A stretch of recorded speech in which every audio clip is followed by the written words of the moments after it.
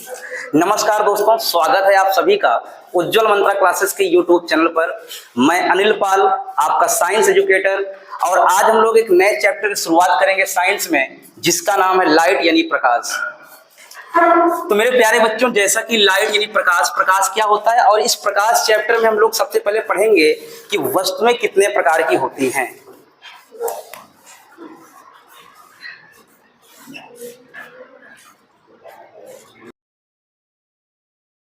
Object, अगर देखा जाए इस चैप्टर में तो ऑब्जेक्ट कुल 5 प्रकार की होती हैं। तो पांचों प्रकार हम लोग लिख लेते हैं, ठीक है। वस्तुएं इस चैप्टर में हम लोग 5 प्रकार के पढ़ने वाले हैं। एक है ल्यूमिनस ऑब्जेक्ट यानी प्रदीप्त वस्तुएं, एक है नॉन ल्यूमिनस ऑब्जेक्ट यानी अप्रदीप्त वस्तुएं, एक है ट्रांसपेरेंट ऑब्जेक्ट यानी पारदर्शी वस्तुएं, ट्रांसलूसेंट यानी पारभासक वस्तुएं, और एक है ओपेक ऑब्जेक्ट जिसका नाम है अपारदर्शी वस्तुएं। अगर हम बात करते हैं कि प्रदीप्त वस्तुएं किसे कहते हैं, तो प्रदीप्त वस्तुएं वे वस्तुएं होती हैं जो स्वयं प्रकाश का उत्सर्जन करती हैं, यानी जिसमें से प्रकाश स्वयं खुद से खुद निकलता है, उसको हम प्रदीप्त वस्तुएं कहते हैं।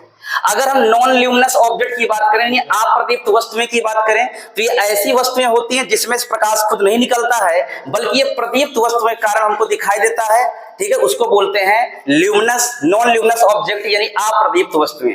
अगर हम ट्रांसपेरेंट ऑब्जेक्ट की बात करें, ट्रांसपेरेंट ऑब्जेक्ट ऐसा ऑब्जेक्ट होता है जिसमें प्रकाश जैसे ही गिरता है उसमें से आर पार निकल जाता है, उस प्रकार के ऑब्जेक्ट को बोलते हैं ट्रांसपेरेंट ऑब्जेक्ट, ठीक है। ट्रांसलूसेंट ऑब्जेक्ट किसे कहते हैं? ऐसी वस्तुएं जिसमें प्रकाश गिरते ही है और गिरने के बाद क्या होता है, उसमें आंशिक रूप से क्या करता है, बाहर मतलब आर पार निकलता है, तो उस प्रकार के ऑब्जेक्ट क्या बोल देते हैं? ट्रांसलूसेंट, ठीक है। फिर ओपेक ऑब्जेक्ट यानी अपारदर्शी वस्तुएं, ऐसी वस्तुएं होती हैं जिसमें प्रकाश गिरने के बाद पूरी पूरी रिफ्लेक्ट कर जाती है, यानी आर पार उसमें से नहीं हो पाती है, तो इस प्रकार के ऑब्जेक्ट क्या बोल देते हैं? ओपेक ऑब्जेक्ट, ठीक है।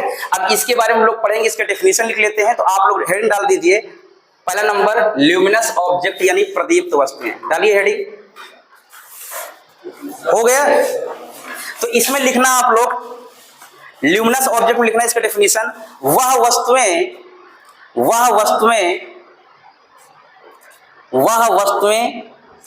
जिनका खुद का प्रकाश होता है, वह वस्तुएं जिनका खुद का प्रकाश होता है, वह वस्तुएं जिनका खुद का प्रकाश होता है प्रदीप्त वस्तुएं कहलाती हैं। जैसे बताओ, ऐसी कौन कौन सी वस्तु है जिसका खुद का प्रकाश होता है?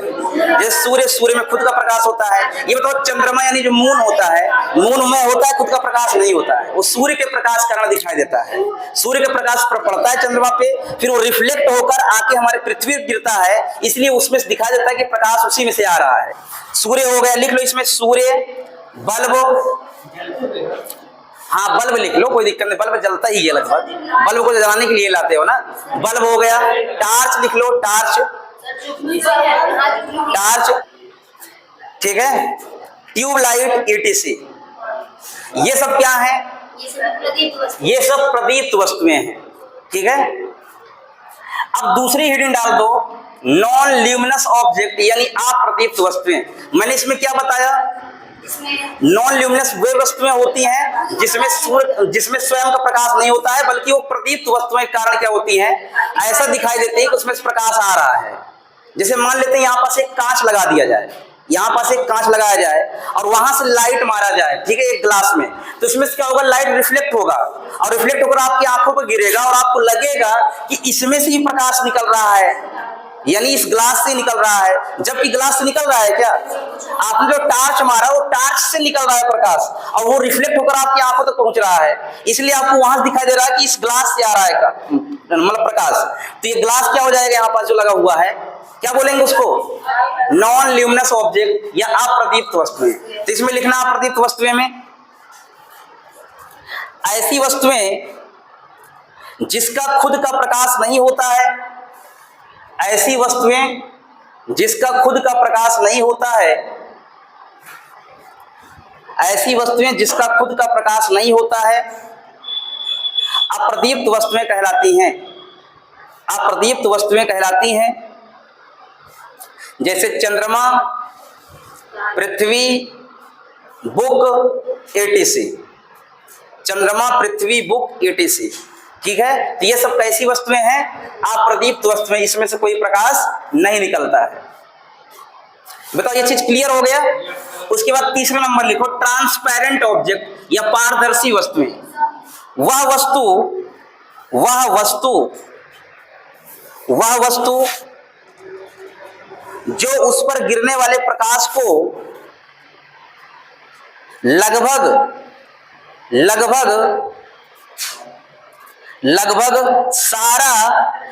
सारा अपने अंदर से गुजार देता है, प्रकाश को लगभग सारा अपने अंदर से गुजार देता है, पारदर्शी वस्तु कहलाती है। पारदर्शी वस्तु कहलाती है। बताओ इसके एग्जाम्पल क्या हो जाएंगे? इसके एग्जाम्पल हो जाएगा ग्लास, बिना पॉलिश किया हुआ ग्लास होना चाहिए, ठीक है, और साफ इन क्लियर वाटर होना चाहिए, जल, ठीक है, और क्या होना चाहिए? पॉलीथीन भी हो सकता है, और क्या हो सकता है? वायु हो सकता है, ठीक है, समझ में आया कि नहीं आया? तो पारदर्शी किसे कहेंगे? जिसमें से प्रकाश आर पार पूरी तरीके से निकल जाए, उसको पारदर्शी कहते हैं। ठीक, चलो अब डाल दो हेडिंग, ट्रांसलूसेंट, जिसको बोलते हैं पारभासक मतलब जिसमें से थोड़ा थोड़ा प्रकाश निकले, पूरा निकल पाए, थोड़ा थोड़ा प्रकाश आर पार हो जाए, उसको क्या कहेंगे? पारभासक कहेंगे। तो लिखना इसमें, लिखो, वह वस्तु जो उस पर गिरने वाले प्रकाश के कुछ भाग को अपने अंदर से गुजार देता है, पारभासी वस्तु कहलाती है। मतलब प्रकाश के कुछ भाग को अपने अंदर से गुजारे, और भाग को क्या कर दे? रिफ्लेक्ट कर दे, और भाग को क्या कर ले? अवशोषित कर ले, ठीक है, और उसमें से कुछ भाग को क्या कर दे? निकाल दे, तो उसको क्या बोलेंगे? पारभासी। अब इसकी एग्जांपल क्या हो जाएगा? जैसे मान लीजिए आपके पास एक कांच है, उसको आप घिस दो, ठीक है, रफ कर दो, तो क्या हो जाएगा? यहां पास लिख दो रफ ग्लास या घिसा हुआ कांच, ठीक है। गंदा पानी लो, गंदा पानी भी उसमें से पूरा प्रकाश नहीं निकलेगा आर पार, ठीक है, और अवशोषित कर लेगा और रिफ्लेक्ट कर देगा, ठीक है। और क्या हो सकता है इसमें? और एक कागज लो, कागज को तेल में भिगो लो, ठीक है, तो तेल से भीगा हुआ कागज,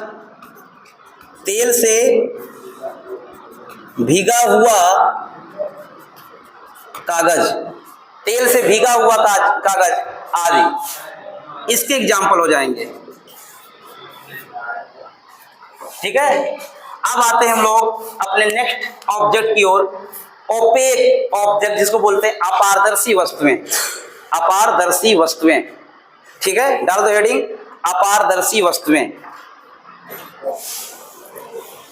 अपारदर्शी वस्तुएं में लिखना, वह वस्तुएं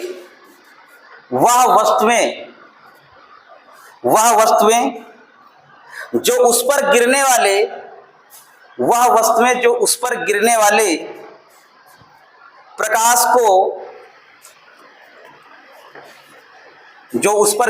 प्रकाश को अपने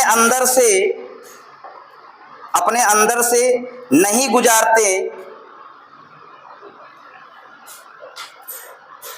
अपारदर्शी वस्तुएं कहलाती हैं।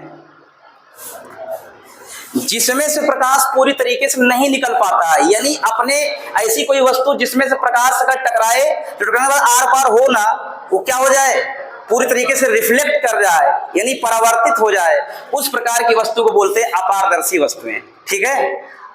किस अच्छा एग्जाम्पल नहीं लिखे हो क्या? अच्छा इसकी एग्जाम्पल लिख लो, जैसे लकड़ी हो गया, ठीक है, हमारी बॉडी हो गई, हमारी शरीर भी तो है, प्रकाश कहाँ पार निकल पाता है, और टेबल हो गया,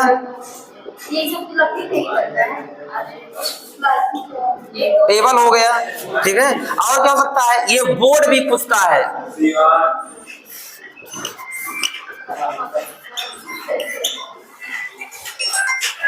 ये बताओ इतना। हाँ नोट लिखो, एक नोट लिखना, अच्छा ये बताओ, कोई भी वस्तु अगर हमको दिखाई दे रही है तो क्यों दिखाई दे रही है? प्रकाश वजह से दिखता है, कोई दिक्कत नहीं। प्रकाश परावर्तन के कारण दिखाई देता है।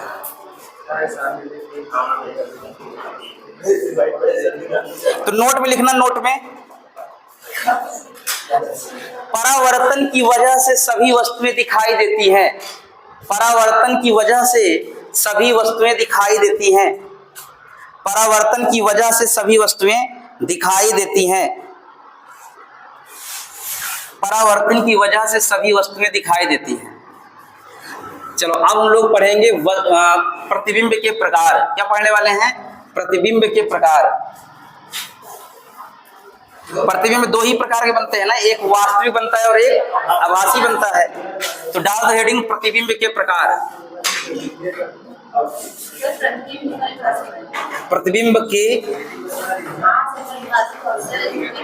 प्रकार। अच्छा एक काम करते हैं, पहले प्रतिबिंब क्या होता है ये चीज समझ लेते हैं, ठीक है? सुनो पहले, प्रतिबिंब क्या होता है? जब कोई भी ऑब्जेक्ट पर, ध्यान से लें आपस, कोई भी ऑब्जेक्ट पर दो प्रकाश किरणें, दो या दो से अधिक प्रकाश किरणें गिरती हैं, गिरने के बाद वो प्रकाश किरणें परावर्तित होती हैं, परावर्तित होकर जहां पास मिलती हैं वहीं पास उसका क्या बनता है? प्रतिबिंब बनता है, ठीक है? यानी प्रतिबिंब बनाने के लिए कम से कम दो किरणों को होना बहुत ज्यादा जरूरी होता है, ठीक है? दो किरणें जहां पास, परावर्तित किरणें जहां पास गिरती हैं वहीं प्रतिबिंब बनता है। तो लिख लो प्रतिबिंब में, प्रतिबिंब में लिखना, डाल दो हेडिंग प्रतिबिंब, फिर प्रतिबिंब पढ़ेंगे हम लोग।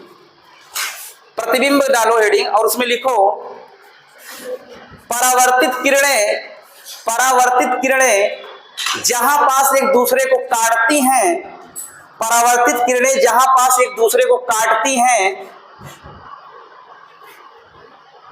वहां प्रतिबिंब का निर्माण होता है। वहां प्रतिबिंब का निर्माण होता है। परावर्तित किरणें जहां पास एक दूसरे को काटती हैं वहां प्रतिबिंब का निर्माण होता है, ठीक है? अब डाल दो हेडिंग प्रतिबिंब के प्रकार, यानी types of image. Types of image, प्रतिबिंब के प्रकार यानी टाइप्स ऑफ इमेज, ठीक है? इसको पढ़ने वाले हैं।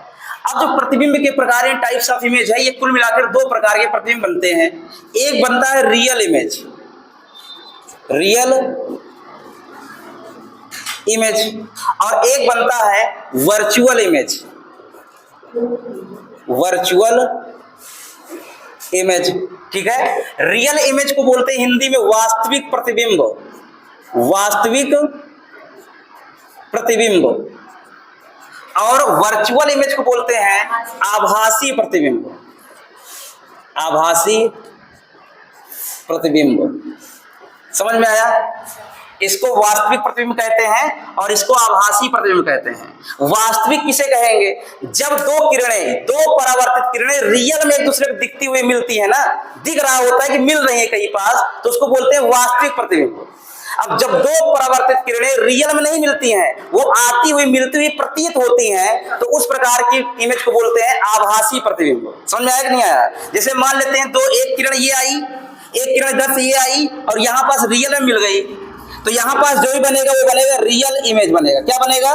रियल यानी वास्तविक प्रतिबिंब बनेगा। मान लेते हैं एक किरण ये आई, लेकिन एक किरण आके कुछ आभास हो रही कि यहां पास आके मिल रही है, यहां पास आभास हो रहा है लेकिन रियल में नहीं मिल रही है, तो इस प्रकार की इमेज को क्या बोलेंगे? आभासी। अभी समझ में नहीं आया कि ये किरणें कैसे मिलेंगी? अब समझो ऐसे, जो प्रतिबिंब पर्दे पर बनते हैं, पर्दे यानी स्क्रीन पर बनते हैं, उस प्रतिबिंब को हम बोलते हैं वास्तविक प्रतिबिंब, ठीक है? जो प्रतिबिंब पर्दे पर नहीं बनते हैं उसको हम बोलते हैं आभासी। अब कहोगे ये कैसे?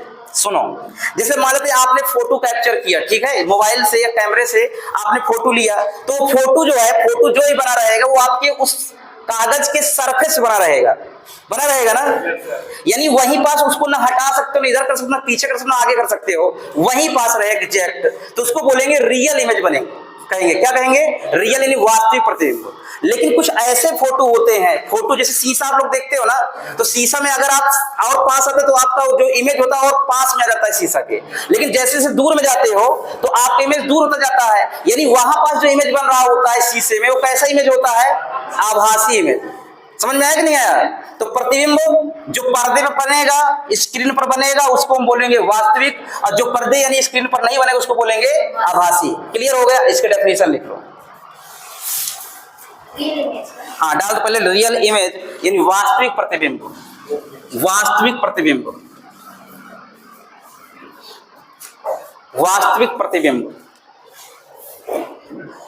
लिखो। वह प्रतिबिंब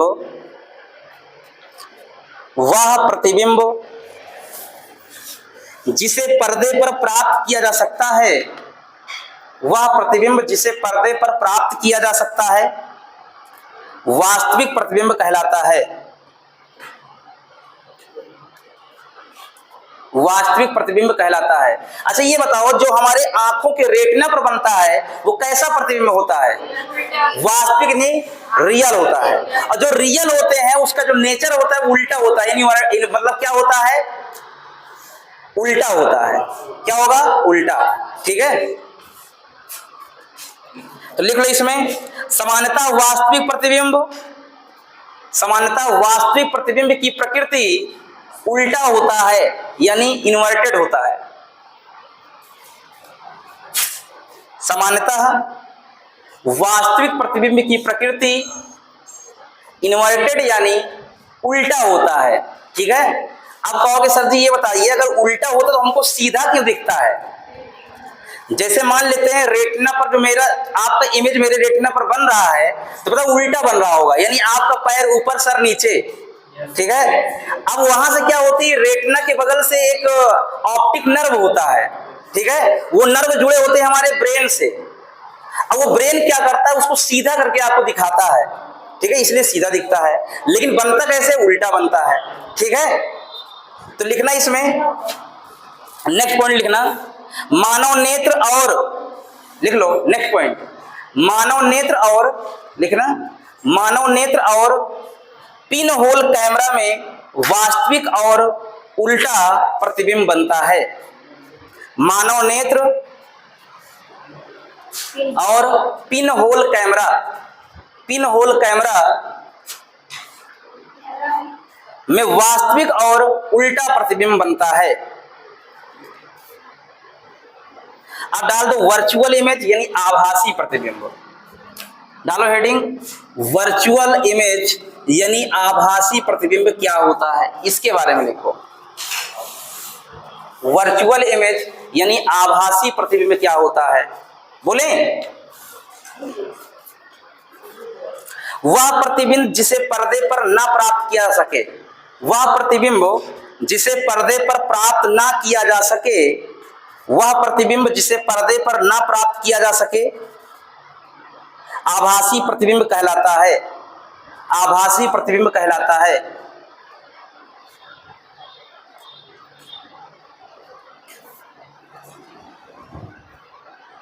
आभासी प्रतिबिंब कहलाता है। सामान्यतः आभासी प्रतिबिंब सीधा होता है। सामान्यतः आभासी प्रतिबिंब सीधा होता है। अब आप लोग दर्पण जब देखते हो सुबह सुबह, ठीक है, तो ये बताओ आपको कैसा इमेज दिखता है? सीधा दिखता है। आपने ऐसा देखा तो आपका सीधा ही इमेज दिखेगा, ये नहीं कि आपका सर नीचे हो जाएगा, ठीक है, इस प्रकार से हो जाएगा, ऐसा नहीं होता है ना। आपको सीधा ही दिखेगा, जैसा देखते हो वैसे दिखता है। यानी क्या हो जाता है, आभासी प्रतिबिंब कैसे दिखते हैं? सीधा। तो लिख लो, सामान्यतः आभासी प्रतिबिंब सीधा होता है। समझ में आए चीजें? हाँ, तो अब हम लोग पढ़ेंगे प्रकाश के बारे में। ठीक है, तो प्रकाश क्या होता है? प्रकाश एक प्रकार का विद्युत चुंबकीय तरंग होता है। तो आप लोग इसके बारे में लिखिएगा। प्रकाश एक प्रकार की ऊर्जा है, लिखना इसमें, प्रकाश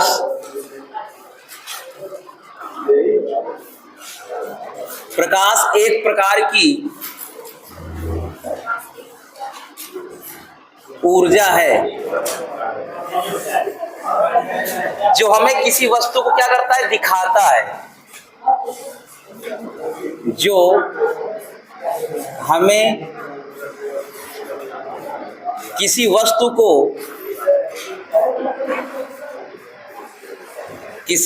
को दिखाने में सहायता करता है या मदद करता है। तो इसकी जो प्रकृति होती है वो विद्युत चुंबकीय तरंग जैसी होती है। तो आप लोग लिखिए, मैं बोल देता हूँ, लिख लो आप लोग फटाफट।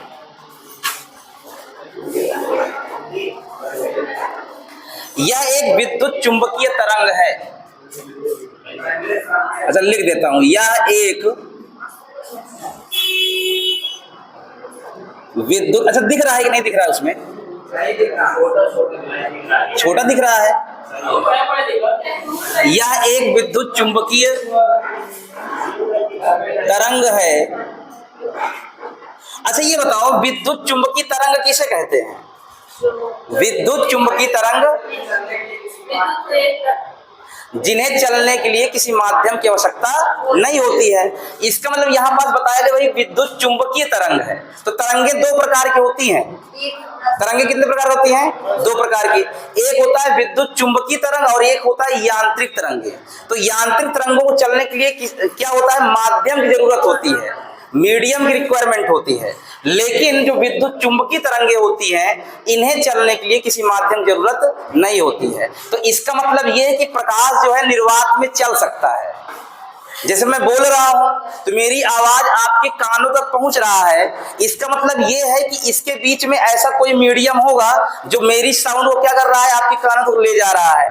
सही बात है। तो बताओ यहां पास कौन सा मीडियम है? कहोगे एयर है।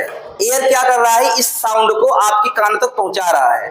लेकिन सूर्य का प्रकाश पृथ्वी तक आ जा रहा है। ठीक है। इसका मतलब यह है कि सूर्य से जब प्रकाश चलता है तो उसको निर्वात से होकर गुजरना पड़ता है। किससे? निर्वात से। तो निर्वात से पृथ्वी तक आ जा रहा है ना गुजर करके। इसका मतलब यह हुआ कि प्रकाश को चलने के लिए किसी माध्यम की जरूरत नहीं पड़ती है, यानी प्रकाश निर्वात में चल सकता है। तो नेक्स्ट पॉइंट लिख लो, प्रकाश निर्वात में चल सकता है।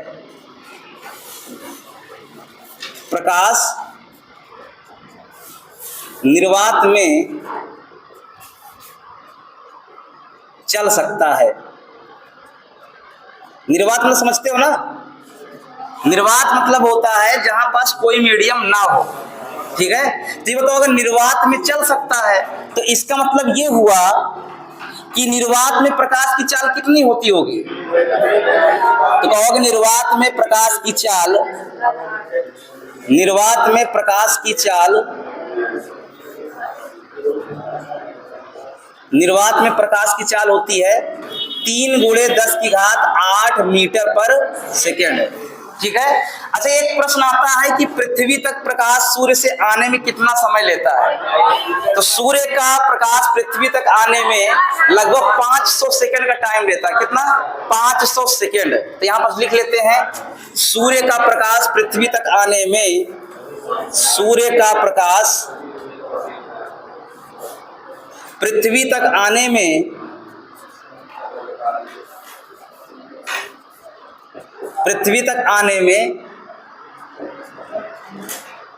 500 सेकेंड। 500 सेकेंड, इसी को आप लिख सकते हो 8 मिनट 16 से 18 सेकेंड। 16 से 18 सेकेंड का टाइम लगता है। ठीक है, इतना लिखो। इसमें एक पॉइंट लिख लो, प्रकाश ठोस, द्रव, गैस तीनों में चल सकता है। ठोस, द्रव, गैस तीनों में चल सकता है। ये बताओ, जो कांच होता है वो सॉलिड होता है, उसमें से आर पार हो जाता है ना? हो जाता नहीं हो जाता है? अब मैं यहां पास क्या लिखवाया हूं? ठोस, द्रव, गैस तीनों में चल सकता है। इसका मतलब ये नहीं कि चलेगा ही चलेगा। अब कहोगे दीवार में चल सकता है क्या? दीवार के अंदर आर पार कर सकता है? नहीं कर पाएगा। तो मैं कह रहा हूं कि ठोस, द्रव, गैस तीनों में चल सकता है। इसका मतलब ये है कुछ ऐसा बनाया जाए ठोस को कि जो ट्रांसपेरेंट हो, तो उसमें से आर पार हो जाएगा। ठीक है। तो यहां पास लिखेंगे प्रकाश ठोस, द्रव, गैस तीनों में चल सकता है, चल सकता है, ठीक है, ये चीज याद रखना। चल सकता है मैंने यह नहीं लिखा चलता है, ठीक है, चल सकता है। और अगर इसकी बात करते हैं सीधी रेखा में चलता है, कैसे चलता है, जो रेखीय रेखा में, यहां लिखेंगे या सीधी रेखा में, या सीधी रेखा में गमन करता है,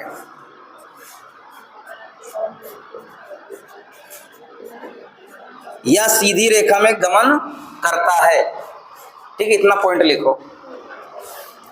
अच्छा ये बताओ, प्रकाश निर्वात में चल सकता है, इसको किसने बताया था, किस साइंटिस्ट ने बताया था प्रकाश निर्वात में चल सकता है? तो एक साइंटिस्ट जिनका नाम था रोमर, रोमर नाम था। यहां पर एक पॉइंट लिखना,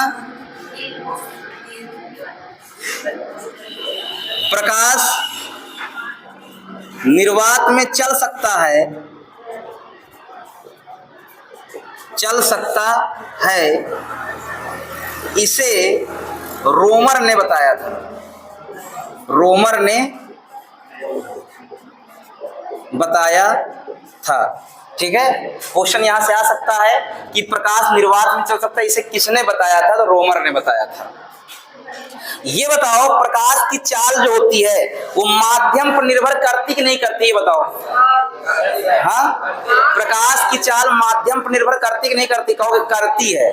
क्या तापमान पर निर्भर करती है? तापमान पर निर्भर नहीं करती है, लेकिन माध्यम पर निर्भर करती है। कैसे? जैसे मान लेते हैं कि एयर, तो एयर में प्रकाश की चाल कुछ ज्यादा तेज रहेगी निर्वात में, लेकिन अगर कांच में जाएगा तो उसकी चाल कम हो जाएगी, ग्लास में जाएगा उसकी चाल कम हो जाएगी, पानी में जाएगा थोड़ा सा ग्लास से ज्यादा रहेगी, है ना। तो यहां पर लिखना है प्रकाश की चाल माध्यम में या माध्यम पर निर्भर करती है, निर्भर करती है, परंतु तापमान पर नहीं।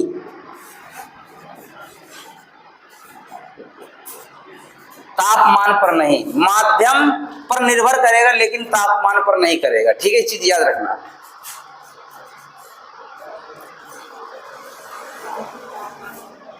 ये बताओ जो प्रकाश का रंग होता है क्या वो फ्रीक्वेंसी पर निर्भर करता है? हाँ, फ्रीक्वेंसी नहीं, आवृत्ति पर निर्भर करता है। प्रकाश का रंग आवृत्ति पर निर्भर करता है। तो एक पॉइंट और लिखो, दिख रहा है ना, इस पूरा दिख रहा है ये। प्रकाश का रंग तीव्रता, सॉरी आवृत्ति पर निर्भर करता है, निर्भर करता है। प्रकाश का रंग आवृत्ति पर निर्भर करता है। तो एक साइंटिस्ट थे जिनका नाम था न्यूटन, वो आए और उन्होंने एक सिद्धांत दिया जिसका नाम था कणिका सिद्धांत। उन्होंने अपने सिद्धांत बताया कि जो प्रकाश होता है वो कणों के रूप में आगे बढ़ता है, ठीक है, और कौन से कणों के रूप में? फोटॉन के कणों के रूप में आगे बढ़ता है, ठीक है। तो इससे क्या हो रहा था, इससे काम चल रहा था, लेकिन एक थ्योरी ऐसी आई जो इस सिद्धांत ने प्रूफ ही नहीं कर पाया कि एक तरंग मतलब एक कणों के रूप में चलता है। तो एक साइंटिस्ट आते हैं जिनका नाम था हाइगेंस। हाइगेंस ने एक सिद्धांत दिया जिसका नाम था तरंग सिद्धांत। उन्होंने अपने सिद्धांत में बताया कि जो प्रकाश होता है वो कणों के रूप में नहीं, ये चलता है तरंगों के रूप में, ठीक है। तो तरंग के रूप में मानना शुरू कर दिए, लेकिन कहीं पास कुछ थ्योरी को तरंग वाले प्रूफ कर पा रहे थे और कहीं पास कुछ थ्योरी को कण वाले प्रूफ कर पा रहे थे। इसीलिए इसको बताया कि भैया ये जो प्रकाश है ना, ये दोगली प्रकृति का है, दोगली है, यानी ये तरंग के रूप में भी चलता है और कणों के रूप में भी चलता है, मतलब डुअल नेचर ऑफ लाइट। जो इसका जो प्रकृति है वो द्वैत प्रकृति है। कैसा प्रकृति है? द्वैत प्रकृति। तो यहां पास लिख लेते हैं, इसको रफ कर दे पूरा। प्रकाश प्रकाश द्वैत प्रकृति की होती है। प्रकाश की जो प्रकृति है वो द्वैत प्रकृति यानी दोगली प्रकृति है। हाँ, अब ये जो द्वैत प्रकृति है इसको दो लोगों ने बताया था। ये जो द्वैत प्रकृति है इसको दो लोगों ने बताया था। कौन कौन प्रकृति आया है? एक तो है आपका कणीय प्रकृति, कणीय प्रकृति, ठीक है, पार्टिकल्स नेचर, पार्टिकल्स नेचर, एक तो है पार्टिकल नेचर और एक है वेव नेचर, तरंग प्रकृति।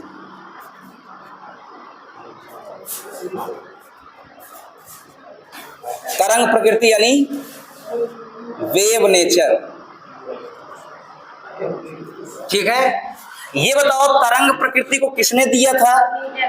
न्यूटन ने। नहीं दिख रहा है क्या? मतलब कणीय प्रकृति को न्यूटन ने बताया था, ठीक है, ये कणों के रूप में चलता है। और जो तरंग प्रकृति है इसको किसने बताया था? तो हाइगेन्स ने बताया था, हाइगेन्स, ठीक है। अब बात कर लेते हैं जो कणीय प्रकृति, इसमें कौन कौन सी घटना होती है। इसमें सबसे पहली घटना होती है जिसका नाम है light of reflection, reflection of light, यानी प्रकाश का परावर्तन, प्रकाश का परावर्तन, ठीक है। Reflection of light, reflection of light. दूसरा नंबर इसी में आ जाएगा अपवर्तन, प्रकाश का अपवर्तन, प्रकाश का अपवर्तन। थोड़ा स्पेलिंग बता देना यार मुझे। रिफ्रैक्शन ऑफ लाइट, ठीक है। उसके बाद तीसरा नंबर इसमें आ जाएगा प्रकाश का वैद्युत प्रभाव, प्रकाश का वैद्युत प्रभाव, प्रकाश का वैद्युत प्रभाव, प्रकाश का वैद्युत प्रभाव, photo electric effect, photo electric effect,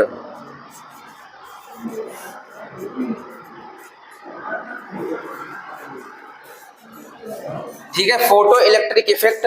और एक आता है आपका ब्लैक बॉडी रेडिएशन, इसको हिंदी में क्या कहते हैं? ब्लैक बॉडी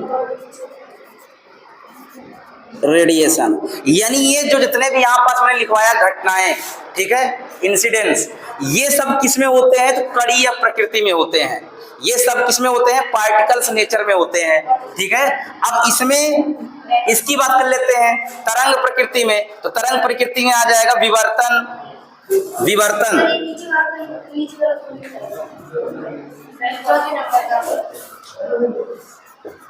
व्यतिकरण, ठीक है। और तीसरा नंबर इसमें आ जाएगा ध्रुवण,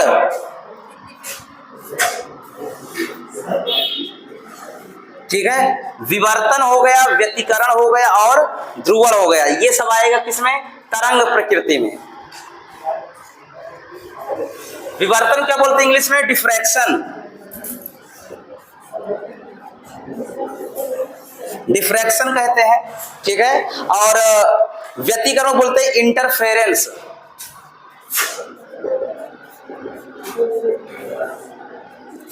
इंटरफेरेंस। और ध्रुवण बोलते हैं पोलराइजेशन। वेव नेचर की घटनाएं कौन कौन से? विवर्तन है, व्यतिकरण है और ध्रुवण है। अच्छा, ये चीज याद रखना, कभी कभी होता क्या है, ये दोनों ऑप्शन में जो है ना, ये दोनों प्रकार घटना दर्शा देती है। जो प्रकाश का परावर्तन अपवर्तन है ये इसमें भी आ जाता है, तो ये ऑप्शन पर डिपेंड करेगा, ठीक। इसमें एक और आता है कॉम्पटन इफेक्ट, ठीक है, इसको भी तुम लोग सर्च कर लेना। तो इसी में का इधर लिख देते हैं,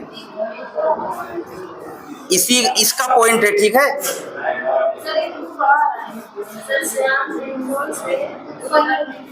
क्या चीज, क्या दे रहा है? चलो अब हम लोग पढ़ेंगे प्रकाश का परावर्तन, यानी अपने इस चैप्टर में आते हैं सबसे पहला नंबर पढ़ेंगे हम लोग प्रकाश का परावर्तन। इसमें सब कुछ पढ़ेंगे, ठीक ठीक है। तो प्रकाश का परावर्तन क्या होता है? जब कोई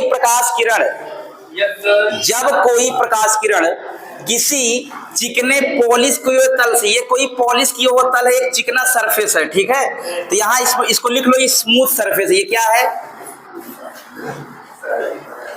स्मूथ सरफेस, चिकना तल, ठीक है। जब कोई प्रकाश किरण किसी पॉलिश किए हुए चिकने तल पर टकराती है तो टकराकर उसी माध्यम में वापस लौट जाती है। तो इसी घटना को हम बोलते हैं प्रकाश का परावर्तन, ठीक है। तो इसको हम लोग लिख लेते हैं,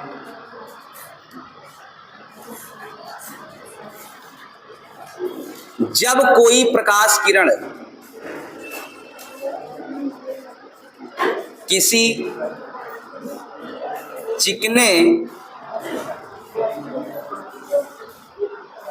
चिकने पॉलिश किए हुए तल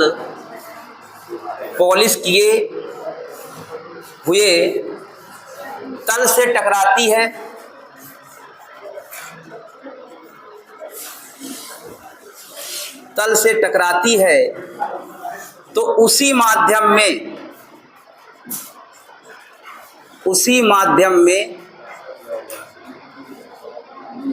माध्यम में वापस लौट आती है, वापस लौट आती है। तो इस घटना को प्रकाश का परावर्तन कहते हैं।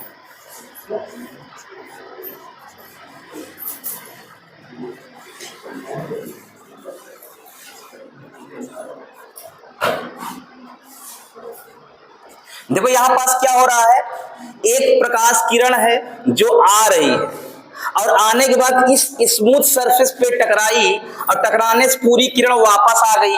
तो इस प्रकार की घटना को क्या बोल देंगे? प्रकाश का परावर्तन। तो आने वाली जो प्रकाश किरण होती है इसको बोलते हैं आपतित किरण यानी इंसिडेंस रे। क्या बोलेंगे?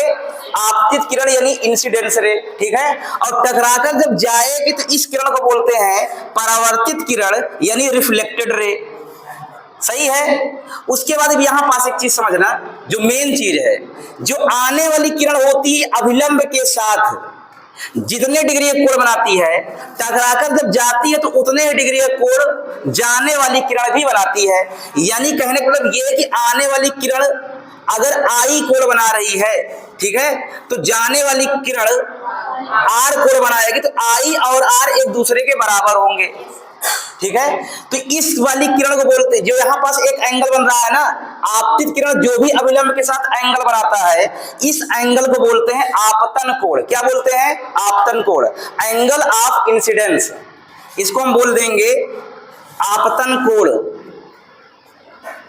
आपतन कोण जिसको इंग्लिश में कहते हैं एंगल ऑफ इंसिडेंस। और जाने वाली जो किरण होती है यानी जो परावर्तित किरण होती है, ये अभिलंब के साथ जो भी कोण बनाती है, इस कोण को बोलते हैं परावर्तन कोण या परावर्तन कोण, जिसको बोलते हैं angle of reflection. Angle of reflection, ठीक है। तो अब हम लोग पढ़ लेते हैं इसके नियम, यानी प्रकाश परावर्तन के नियम पढ़ते हैं। तो यहां डाल दो हेडिंग आप लोग, प्रकाश परावर्तन के नियम।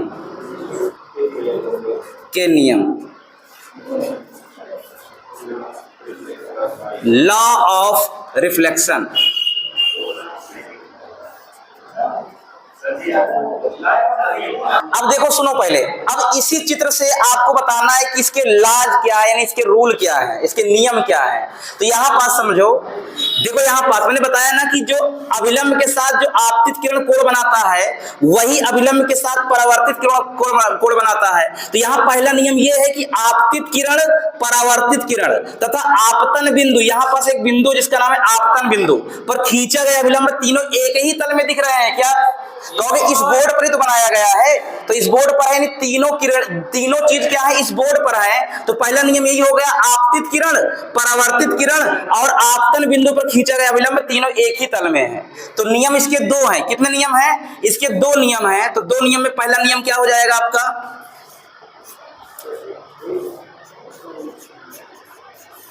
आपतित किरण और परावर्तित किरण, परावर्तित किरण तथा आपतन बिंदु पर, आपतन बिंदु पर खींचा गया अभिलंब, खींचा गया अभिलंब तीनों एक ही तल में होते हैं। अच्छा इधर तो दिख रहा है ना, इस तरफ का पूरा, ठीक है। अब दूसरा नियम देखो क्या है। दूसरा नियम मैंने बताया कि आपतन कोण और परावर्तन कोण दोनों आपस में क्या होते हैं, बराबर होते हैं। तो यहां लिख लो,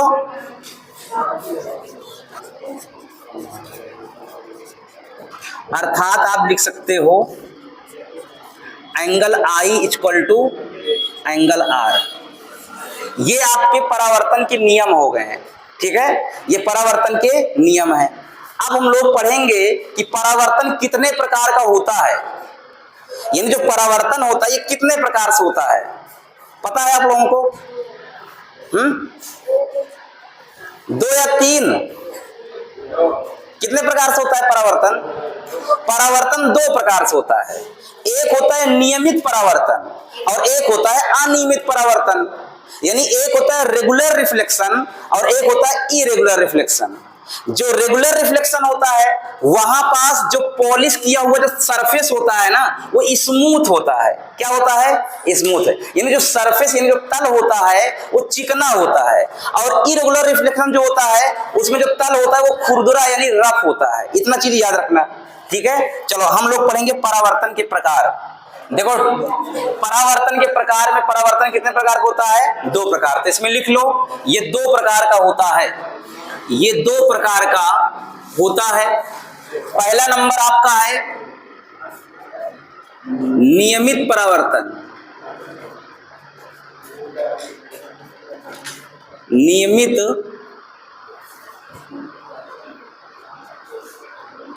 परावर्तन जिसको इंग्लिश बोलते हैं रेगुलर रिफ्लेक्शन, ठीक है। और दूसरा नंबर आप लिख लो, यहां पर लिखवा देता हूं,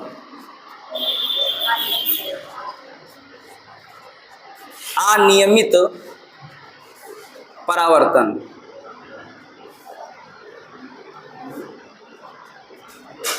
जिसको बोलेंगे इरेगुलर रिफ्लेक्शन। अब सुनो पहले, जो नियमित परावर्तन होता है इसमें मैंने क्या बताया? मैंने ये बताया कि सरफेस होना चाहिए, कैसा होना चाहिए? स्मूथ यानी चिकना होना चाहिए। शांत रहो। सरफेस कैसा होना चाहिए? चिकना। तो यहां एक फिगर बनाते हैं, ठीक है। ये एक स्मूथ सरफेस है,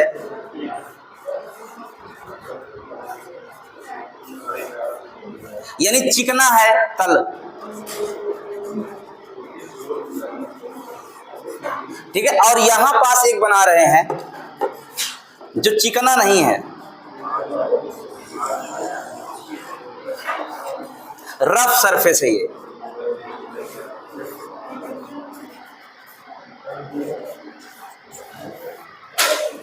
अब देखो यहां पास मान लेते हैं 2 पैरेलल रेज आ रही है यहां पास, दो पैरेलल रेज कुछ इस प्रकार से आ रही हैं, एक पैरेलल ये आई और एक पैरेलल ये आई।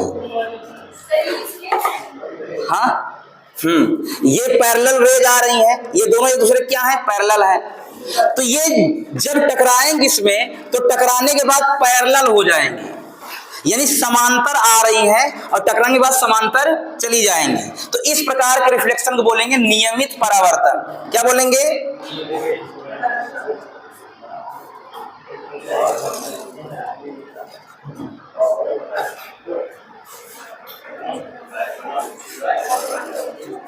ये टकरा के वापस चली गई। देखो यहां पास पैरेलल आई और पैरेलल गई, तो इसका मतलब यहां पास ये कि भाई जो आपतित किरण है, आपतित किरण क्या है, समांतर है, समांतर है ना। तो परावर्तित किरण क्या हो रही है, वो भी समांतर है।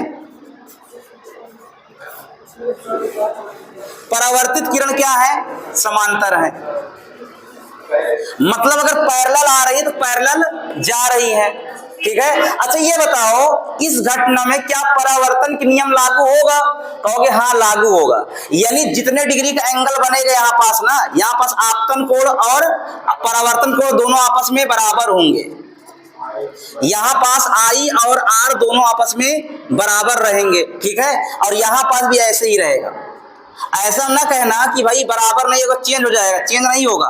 परावर्तन के नियम यहां भी लागू होगा, ठीक है। तो यहां भी आई और आर क्या रहेंगे, बराबर, यानी एंगल आई बराबर एंगल आर, ये आपस में बराबर रहेंगे, ठीक है।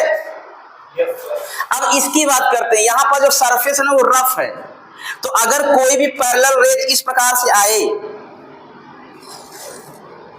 ऐसे पैरेलल मान लेते हैं, दो रेज आ रही पैरेलल, ये पैरेलल आई, तो रफ होने के कारण ये पैरेलल नहीं जाएंगे। एक मान लेते हैं इस प्रकार से चली गई, ऐसे एक चली गई, हो सकता है कि एक इस प्रकार चली जाए, ऐसे चली जाए, यानी टकराने के बाद जरूरी नहीं कि पैरेलल रहे वो, ठीक है। तो क्या यहां पास परावर्तन के नियम लागू होगा? होगा, यहां पास भी परावर्तन के नियम दोनों जगह लागू होता है, इसमें भी और इसमें भी, ठीक है। तो यहां पास परावर्तन नियम इसमें भी लागू होगा।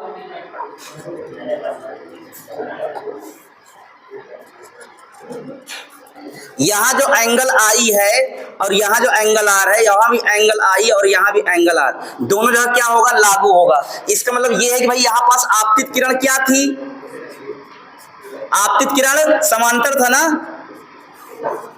आपतित किरण समांतर था। परावर्तित किरण समांतर है क्या?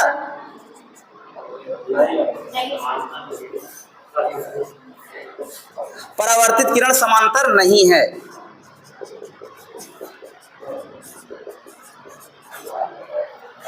ठीक है। लेकिन परावर्तन के नियम यहां भी लागू होगा, यहां लिख लेते हैं, परावर्तन का नियम लागू होगा, ठीक है, लिख लो इसे।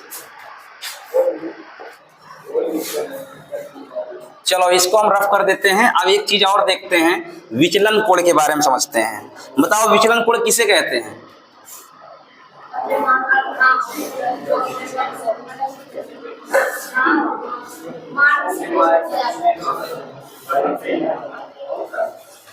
एंगल ऑफ डेविएशन,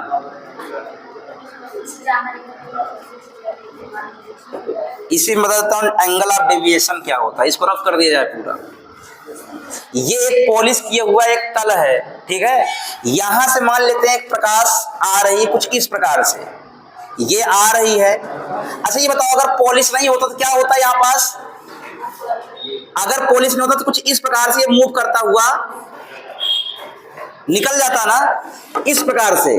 अगर पॉलिश नहीं होता तो, लेकिन यहां पास है पॉलिश, तो टकराने के बाद क्या हो गया,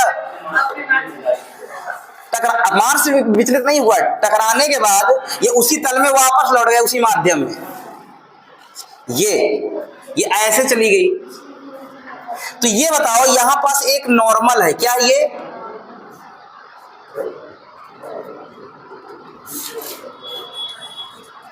ये जो है नॉर्मल है। ठीक है, अब समझो यहां पास अगर पॉलिश नहीं होता तो ये ऐसे निकल जाती है ना, लेकिन पॉलिश के कारण ये ऐसे चली गई। ये बताओ कितना डेविएट हुई है, तो कहोगे इतना डेविएट हो गई ये, तो इस वाले एंगल को बोलते हैं विचलन कोण। इसको क्या बोलेंगे? विचलन कोण कहेंगे। ठीक है, एंगल ऑफ डेविएशन कहेंगे। समझ में आया कि नहीं आया? ये प्रकाश इस प्रकार से आ रही, अगर पॉलिश नहीं होता तो ऐसे जाती, लेकिन ये ऐसे चली गई, तो कितने डिग्री का डेविएट की, यानी विचलित हुई, तो कहोगे इतने विचलित हुई, तो यही वाला एंगल क्या कहलाएगा? विचलन कोण कहलाएगा। तो यहां पास लिख लो, ये बताओ ये वाला एंगल क्या है? एंगल आई है। ये एंगल क्या है? एंगल आर है।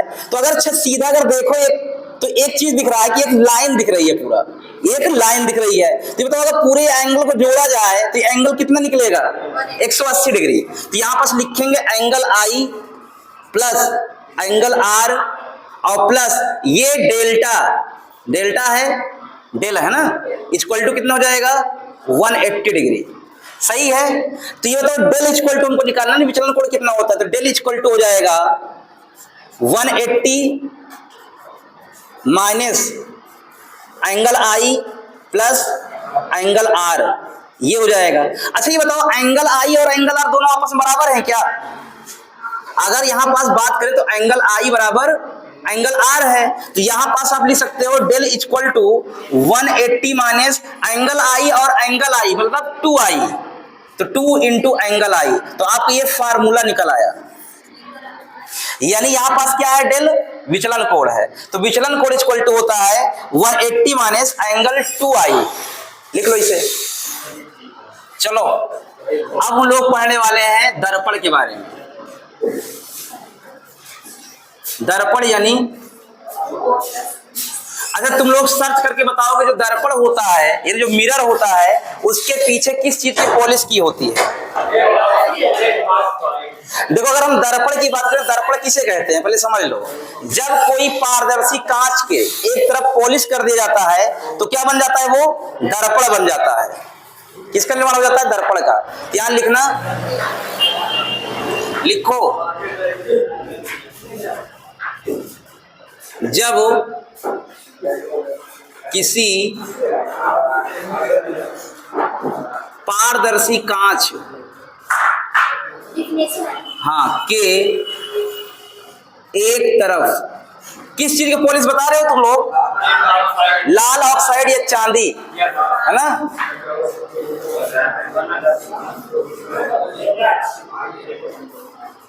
लाल ऑक्साइड गूगल में सर्च करके बता रहे हो ना, गलत तो नहीं, देख लेना, तुम लोग बता रहे हो।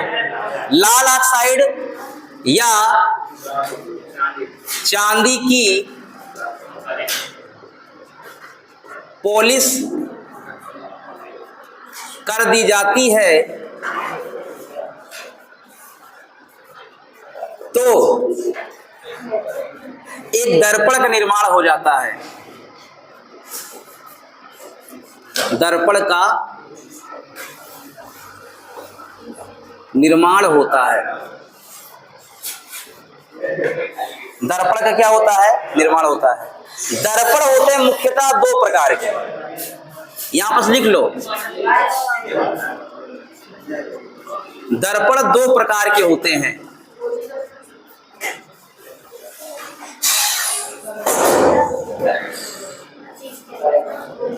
दर्पण दो प्रकार के होते हैं। पहला नंबर है समतल दर्पण।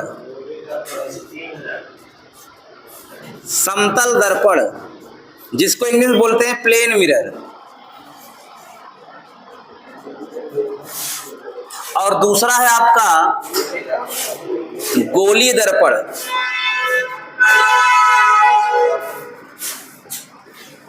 गोलीय दर्पण जिसको कहते हैं स्फेरिकल मिरर।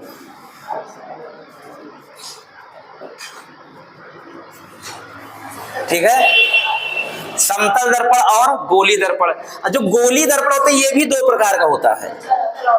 ठीक है, एक होता है अवतल दर्पण,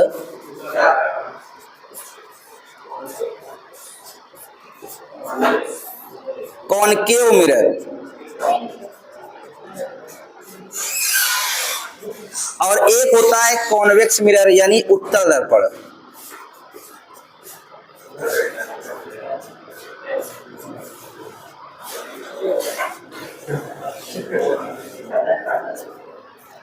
ठीक है, चलो अब हम लोग पढ़ने वाले हैं समतल दर्पण। समतल दर्पण यानी प्लेन मिरर के बारे में। ठीक है, तो सबसे पहले बात करते हैं समतल दर्पण किसे कहते हैं। तो समतल दर्पण जो होता है ऐसा दर्पण जिसका अपवर्तक सतह क्या हो, समतल हो, उसे क्या बोलेंगे, समतल दर्पण। ठीक है, अपवर्तक सतह, अपवर्तक सतह मतलब क्या होता है, जहां पास प्रकाश किरणें रिफ्लेक्ट करती, टकराती हैं, जहां पास टकराती है उसको बोलते हैं अपवर्तक सतह। ठीक है, तो मैंने क्या बताया कि समतल दर्पण जो होता है एक ऐसा दर्पण होता है जिसका अपवर्तक सतह कैसा हो, समतल हो, उसे बोलते हैं समतल दर्पण। जैसे मान लेते हैं कि आपके पास ये कोई प्लेन मिरर है,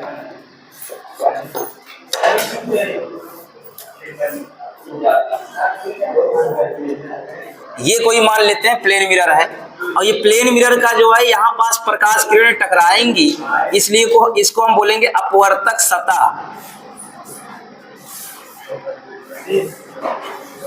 ठीक है, अब यहाँ पास जो है मान लेते हैं कि यहाँ पास एक ऑब्जेक्ट रखा हुआ है, ये कोई ऑब्जेक्ट है। ठीक है, इसका देखते हैं कि इमेज कहाँ बनता है। तो यहां से दो रेज आने चाहिए, एक रेज आएगा कुछ इस प्रकार से,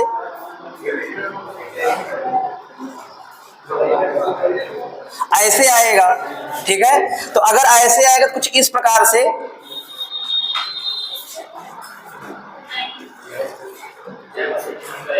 ऐसे टकराने के बाद निकल जाएगा। ठीक है, एक रेज और आना चाहिए, मान लेते हैं एक रेज और आई, ये तो टकराने के बाद कैसे, ऐसे करके निकलेगी,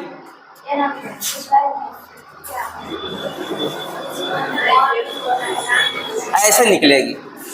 यहां पास मान लेते एक प्रेक्षक है जिसकी कुछ आंखें कुछ इस प्रकार से हैं, यहां पास एक प्रेक्षक है, इस ऑब्जेक्ट को देखना चाह रहा है, तो इसका इमेज कहां बनेगा, तो इसका इमेज बनेगा इधर, यानी इसको आपको बढ़ाना पड़ेगा ऐसे।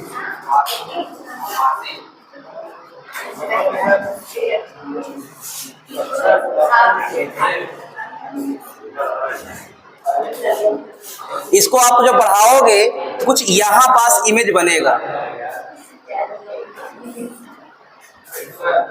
हाँ,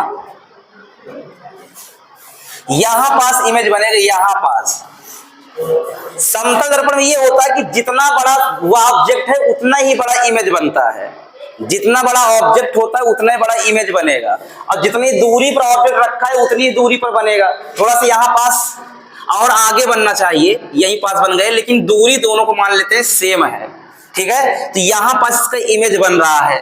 ठीक है, और जो भी इमेज बन रहा है वो कैसा बन रहा है, आभासी इमेज बन रहा है और सीधा बन रहा है। ठीक है, तो यहाँ पास लिखते हैं समतल दर्पण के प्रॉपर्टीज, यानी हाँ तो यहां लिख लेते हैं प्रॉपर्टीज ऑफ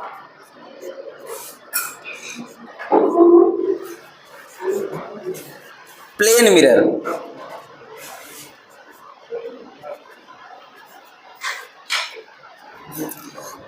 यानी यहां पास आप लिख दो समतल दर्पण की विशेषताएं, समतल दर्पण की विशेषताएं। अगर हम इसकी बात करें तो इसका पहली विशेषता तो ये है, पहली विशेषता है कि इसमें जो प्रतिबिंब बन रहा है वो कैसा बन रहा है, आभासी और सीधा बन रहा है। तो यहां पास हम लोग लिख लेंगे प्रतिबिंब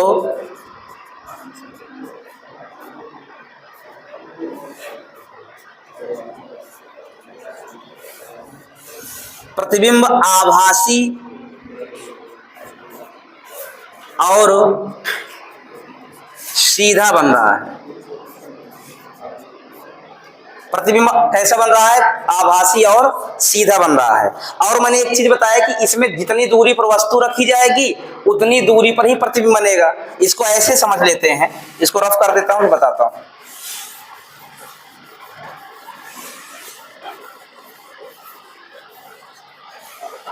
समझो यहां पास, जैसे मान लेते हैं कि यहां पास है एक प्लेन मिरर, ये कोई प्लेन मिरर है,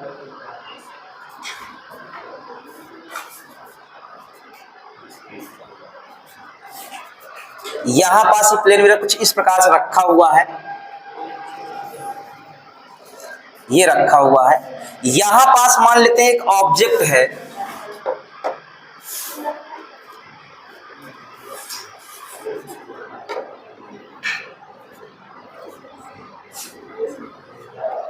ठीक है, यहां पास एक ऑब्जेक्ट रखा हुआ है, मान लेते हैं एक मोमबत्ती रखी हुई है, ठीक है, ये कोई मोमबत्ती है, ठीक है, यहां पास रखी हुई है, ठीक है, जल रही है मोमबत्ती, ठीक। तो ये जो मोमबत्ती होगी इसका जो इमेज बनेगा ना, इसमें उतनी ही दूरी बनेगा जितनी दूरी पर दर्पण से ये रखा हुआ है, यानी इमेज यहां पास बनेगा, ठीक है। ये क्या है, मोमबत्ती है। देखो यहां पास हो क्या रहा है, जितनी दूरी पर ये मोमबत्ती इधर रखी हुई है ना, उतनी दूरी पर इस मोमबत्ती के इमेज बन रहा है, यानी वस्तु की दूरी बराबर प्रतिबिंब की दूरी आप कह सकते हो, ठीक है। तो यहां पास हम लोग लिखेंगे दूसरा पॉइंट, वस्तु की दूरी इक्वल टू प्रतिबिंब की दूरी, यानी जितनी दूरी पर मोमबत्ती रखी हुई है उसका प्रतिबिंब उतनी ही दूरी पर दिख रहा है, ठीक है। अच्छा एक चीज और देखना है यहाँ पास, जितनी बड़ी मोमबत्ती है उतनी बड़ी प्रतिबिंब बन रहा है क्या, उतना ही बड़ा बन रहा है। यहाँ पर लिख सकते हो कि मतलब वस्तु की ऊंचाई यानी लंबाई बराबर प्रतिबिंब की लंबाई, तो ये हो गया, यानी जितनी बड़ी वस्तु होगी उतनी बड़ी इसका इमेज बनेगा। जैसे 5 सेंटीमीटर की वस्तु है तो 5 सेंटीमीटर की बनेगा, अगर ये 5 सेंटीमीटर दूरी पर रखा हुआ है तो 5 सेंटीमीटर दूरी पर ही इसका इमेज बनेगा, ठीक है, ये हो गया। अब नेक्स्ट प्रॉपर्टी हम लोग देखते हैं इसका,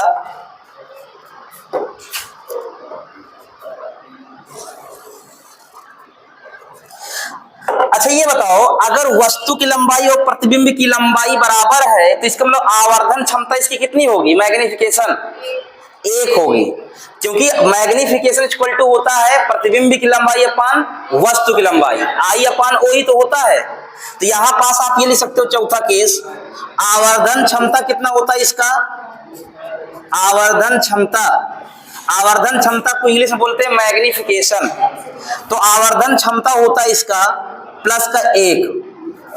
याद रखना समतल दर्पण की आवर्धन क्षमता डायरेक्ट क्वेश्चन आ सकता है, समतल दर्पण की आवर्धन क्षमता कितना होता है, उसमें लिखा रहेगा 1, अनंत, वस्तु से बड़ा वस्तु से छोटा, तो क्या बताओगे 1।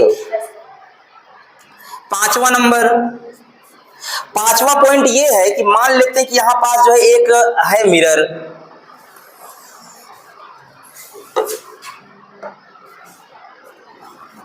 ये कोई मिरर है, हाँ ये कोई मिरर है, यहां पास मान लेते हैं कोई व्यक्ति है, कोई लड़की है, ठीक है। अब इस मिरर की तरफ दौड़ना चाह रही है, मान लेते हैं इसका जो वेग है वो v है, इसका वेग कितना है v है, तो ये बताओ अगर इस मिरर की तरफ दौड़ेगी तो इसकी वेग कितनी दिखेगी, 2v दिखेगी, कितना 2v, यानी ये प्रतिबिंब को अपना देखेगा 2v वेग से। अब सुनो, अब जो है इसका अगर वेग v है तो इसका जो इमेज का वेग होगा ना वो 2v वेग से दिखाई देगा, कितना दिखाई देगा 2v वेग से। तो यहां पास लिख लो पांचवा केस, यदि किसी दर्पण के सामने, यदि किसी दर्पण के, यदि किसी दर्पण के सामने किसी व्यक्ति का किसी व्यक्ति का वेग v है तो वह व्यक्ति अपने प्रतिबिंब को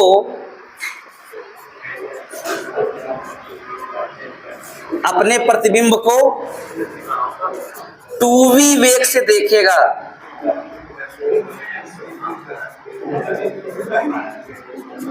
जैसे मान लेते हैं कोई व्यक्ति यहाँ पास 5 मीटर पर सेकंड की स्पीड से जा रहा है दर्पण तरफ, तो उसका जो प्रतिबिंब होगा उसको कितने स्पीड दिखाई देगा?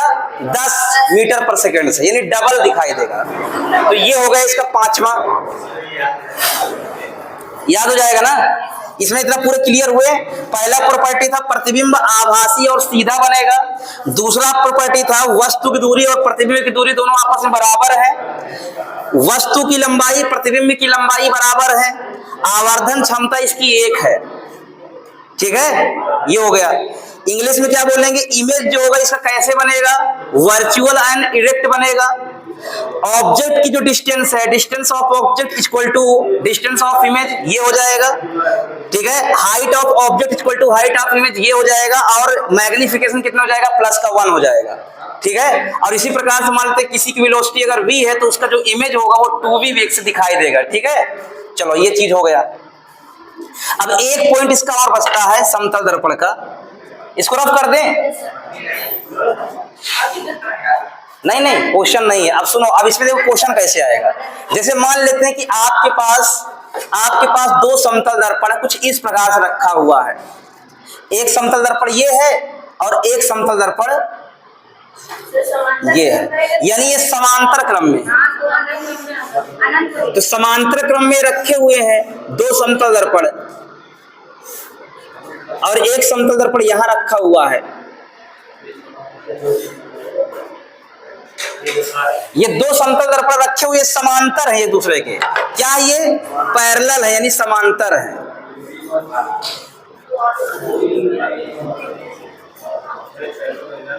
ये पैरेलल है। ठीक है, तो ये बताओ अगर मान लेते यहाँ पास एक आपके पास क्या रखा हुआ है? बॉल रखा हुआ है। ये कोई बॉल है।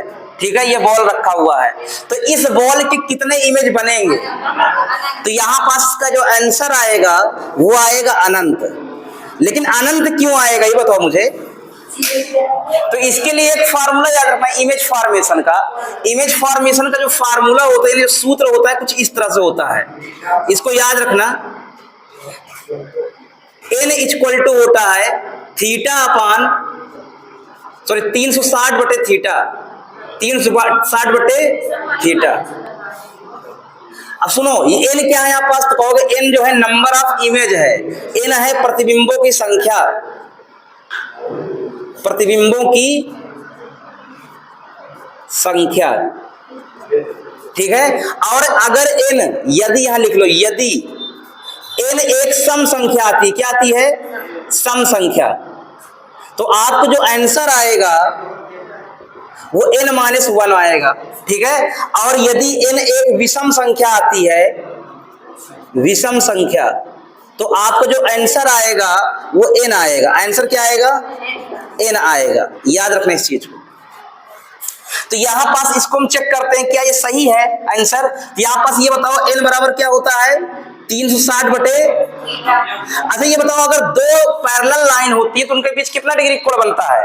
0 डिग्री का। कितना डिग्री का? 0 डिग्री। यानी यहाँ पर जो थीटा है वो कितना है? 0 डिग्री है। तो यहाँ 0 डिग्री रख दोगे तो 360 बटे 0, और 0 किसी संख्या में जब भाग दिया तो कितना आता है? इन्फिनेटिव आता है। क्या आता है? इन्फिनेटिव। इसीलिए इसका आंसर क्या आ गया? अनंत आ गया। क्लियर हुआ? चलो एक क्वेश्चन और देते हैं।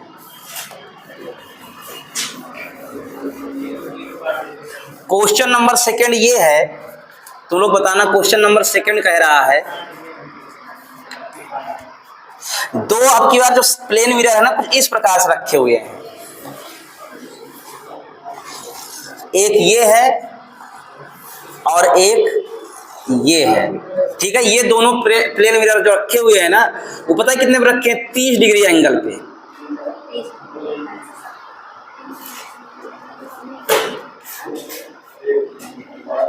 ये जो है एक यहां पास क्या है? बॉल है, और ये रखा हुआ है 30 डिग्री के एंगल पे। तो बताओ कितने इमेज बनेंगे इसके? 5 बनेंगे। देखते हैं। तो यहां पास ये बताओ n इक्वल टू कितना होता है? तो कहोगे 360 बटे थीटा। तो 360 बटे थीटा पर कितना आएगा? 30। तो ये कट जाएगा, बार क्या ही मतलब 12 आया। कितना है 12? तो बताओ 12 एक क्या है? सम संख्या है ना, यानी इवन नंबर है। अगर इवन नंबर आता तो क्या होता है आंसर आपका? आंसर होता है n-1, यानी 12 में से एक जाए कितना आएगा? 11। ये होगा आपका आंसर, यानी 11 इमेज बनेंगे। कितने बनेंगे? 11 इमेज।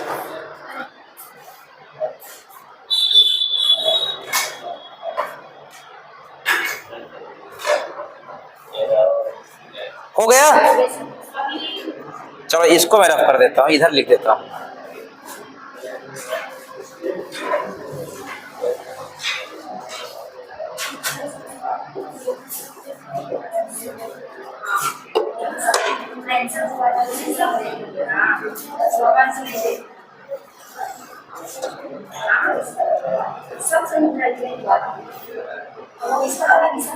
मान लेते हैं कि आपने क्या किया, इसको कुछ इस प्रकार से रख दिया, समतल दर्पण को आपने ऐसे रख दिया,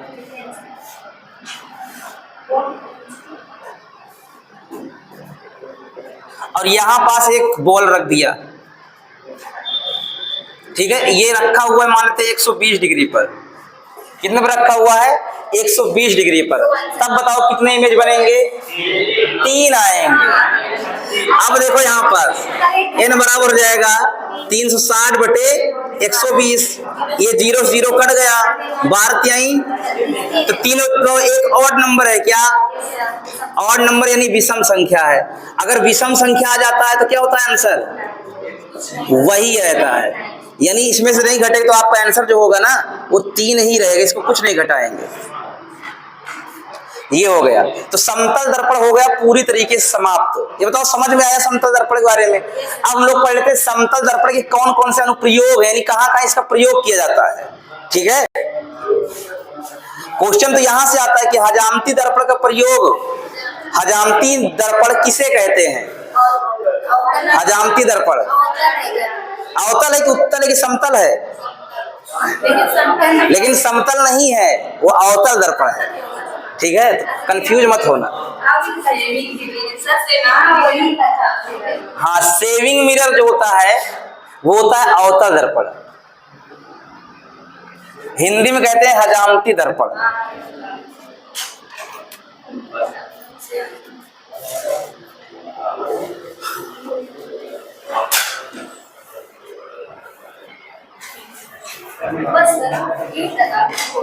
नहीं, समतल अनुप्रयोग लिख लो।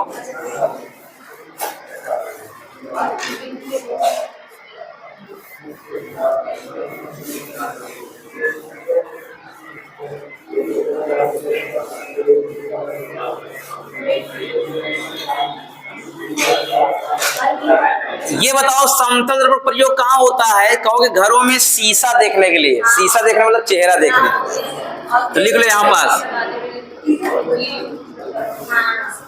इसका प्रयोग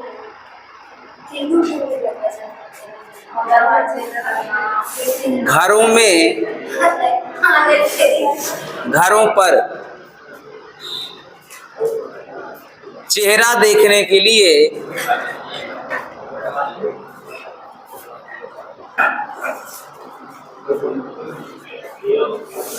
प्रयोग करते हैं। अच्छा, पेरिस्कोप में भी इसका प्रयोग किया जाता है। पेरिस्कोप पनडुब्बी में लगा होता है ना,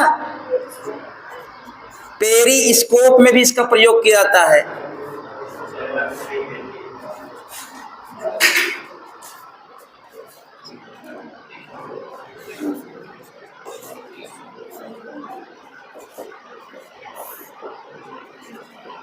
एक होता है बहुदर्शी। बहुदर्शी का नाम सुने हो, जिसमें ढेर सारे प्रतिबिंब दिखाई देते हैं, तो बहुदर्शी में इसका प्रयोग किया जाता है। बहुदर्शी में इसका प्रयोग किया जाता है।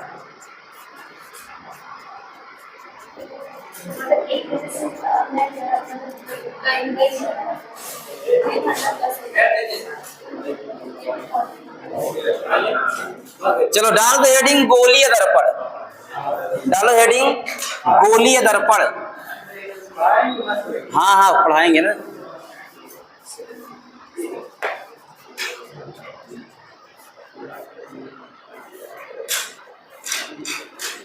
गोलीय दर्पण, जिसको इंग्लिश बोलते हैं स्फेरिकल मिरर।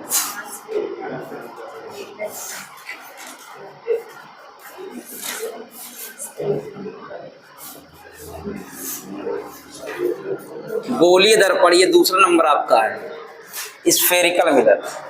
देखो स्फेरिकल मिरर में क्या होता है, एक गोला होता है, ठीक है, गोला। जब उस गोले के एक तरफ क्या कर देता, पॉलिश कर दिया जाता तो बन जाता है एक गोलीय दर्पण बन जाता है। क्या बन जाता है, गोलीय दर्पण। जिसे मान लेते हैं कि कोई गोला है, ये क्या है, एक गोला है। इसको वृत्त मत समझना, इसको एज्यूम करना कि ये गेंद है, गेंद जैसा है, ठीक है। और इसमें कर दिया जाए क्या चीज, पॉलिश कर दिया जाए कुछ इस प्रकार से, तो क्या बन जाएगा, ये मिरर बन जाएगा, जिसको बोलेंगे हम स्फेरिकल मिरर, ठीक है। ये मिरर बन गया। अच्छा ये बताओ, जो यहां पास ये गोला है, इस गोले का एक केंद्र होगा, ये केंद्र है ना, इसको हम केंद्र कहते हैं। बीच में नहीं है क्या, यहां पास, अब सही है, ये केंद्र है, ठीक है। और अगर यहां से एक लाइन कुछ इस प्रकार से खींचा जाए, इसको क्या बोलेंगे, त्रिज्या कहेंगे। और अगर पूरे एक लाइन खींच दिया जाए तो इसको व्यास कहेंगे, ठीक है। तो अगर मान लेते हैं इसको हम कट कर दें, यहां से इसको कट कर दें, यानी यहां से जो है इस प्रकार से हम कट कर दें, तो यहां पास दो दर्पण का निर्माण हो जाएगा, ठीक है। तो यहां पास दो दर्पण का निर्माण होगा, एक कुछ इस प्रकार से होगा, अगर पॉलिश इस तरफ है तो इसको बोलेंगे अवतल दर्पण, क्या बोलेंगे, और अगर पॉलिश इस प्रकार से अंदर तरफ है तो इसको बोलेंगे उत्तल दर्पण। यानी अगर उभरे हुए पार्ट से पॉलिश कर दिया जाएगा तो उसका नाम हो जाएगा अवतल दर्पण, और धसे हुए पार्ट से पॉलिश कर दिया जाए तो नाम हो जाएगा उत्तल दर्पण। यानी ये आपका अवतल दर्पण हो जाएगा। अवतल दर्पण मतलब कॉनकेव मिरर, ये कॉनकेव मिरर है। और ये क्या हो जाएगा आपका उत्तल दर्पण, यानी कॉन्वेक्स मिरर, ठीक है, ये हो जाएगा। तो यहां पास कुछ हम शब्दावली समझेंगे कि क्या क्या, जैसे मान लो मुख्य अक्षरता किसे कहते हैं, वक्रता केंद्र किसे कहते हैं, ठीक है, ये सब समझने वाले हैं। तो अब हम लोग सीखने वाले हैं गोली दर्पण से संबंधित कुछ परिभाषाएं, ठीक है। जैसा कि मैंने इसमें बताया कि आपका ये जो है, जो उभरे हुए पार्ट से अगर पॉलिश किया रहेगा तो उसको बोलेंगे अवतल दर्पण यानी कॉनकेव मिरर, ठीक है। और धसे हुए पार्ट से पॉलिश किया रहेगा तो उसको बोलेंगे उत्तल दर्पण यानी कॉन्वेक्स मिरर, ठीक है। तो इसके बीच में जो एक सेंटर होता है, इस सेंटर का नाम होता है वक्रता केंद्र। और यहां से लेकर यहां तक की जो डिस्टेंस होती है, वक्रता केंद्र से लेकर यहां तक की डिस्टेंस, यहां पास पोल होता है, पी पोल यानी ध्रुव, तो यहां से लेकर यहां तक जो डिस्टेंस होती है वो कैपिटल आर होती है, जिसको हम बोलते हैं radius of curvature, radius of curvature, जिसको बोलते हैं वक्रता त्रिज्या, वक्रता त्रिज्या, ठीक है। इसी प्रकार से फोकल पॉइंट जो है और ध्रुव है, यहाँ पास पोल है, इन दोनों के बीच की डिस्टेंस होती है, इसको बोलते हैं फोकस दूरी,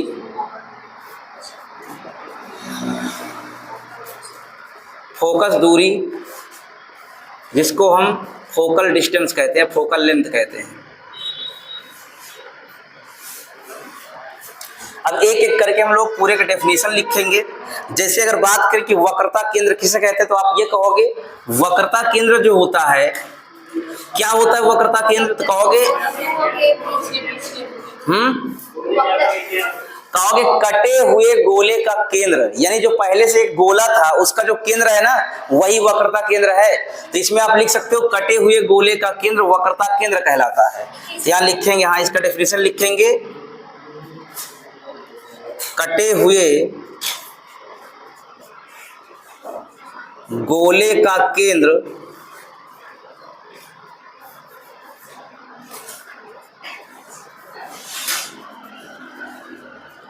वक्रता केंद्र कहलाता है।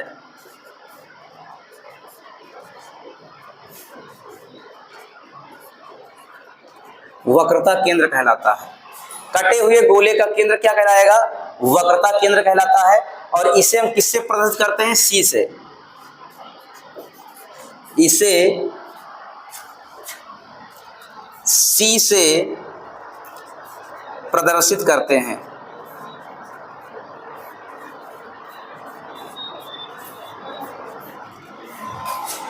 अब इसके बाद हम लोग लिख लेते हैं वक्रता त्रिज्या किसे कहते हैं? वक्रता त्रिज्या, जिसको इंग्लिश में बोलेंगे radius of curvature. Radius of curvature. तो वक्रता त्रिज्या क्या होता है? कहोगे भाई यहां से लेकर यहां तक जो डिस्टेंस है ना, उसको वक्रता त्रिज्या कहते हैं। तो आप कहोगे वक्रता केंद्र और ध्रुव के बीच की दूरी वक्रता त्रिज्या कहलाती है। वक्रता केंद्र और ध्रुव की बीच की दूरी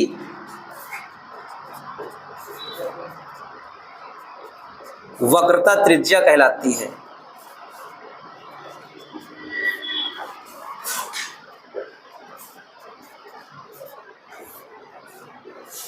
वक्रता त्रिज्या कहलाती है। नेक्स्ट पॉइंट हम बात इसे किससे प्रदर्शित करते हैं? आर से। तो लिख लो यहां पास, इसे आर से प्रदर्शित करते हैं।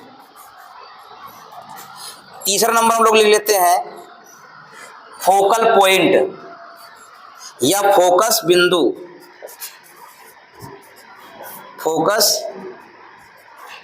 बिंदु, फोकल पॉइंट। तो फोकस बिंदु यानी फोकल पॉइंट क्या होता है? तो कहोगे वक्रता केंद्र और ध्रुव के बीच की जो दूरी हो, बीच की जो बिंदु होती है, वक्रता केंद्र और ध्रुव के बीच का जो मध्य बिंदु होता है ना, वही क्या कहलाता है? फोकस बिंदु कहलाता है। तो यहां लिख लेते हैं वक्रता केंद्र, वक्रता केंद्र और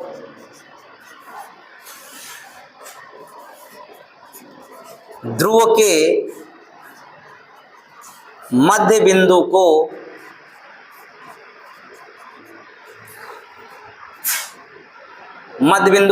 फोकस बिंदु कहते हैं।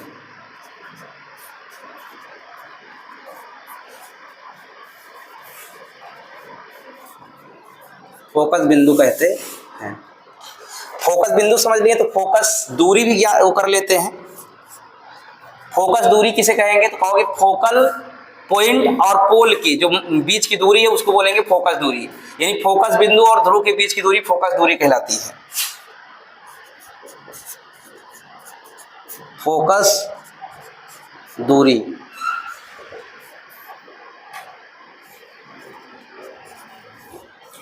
फोकस बिंदु और ध्रुव के बीच की दूरी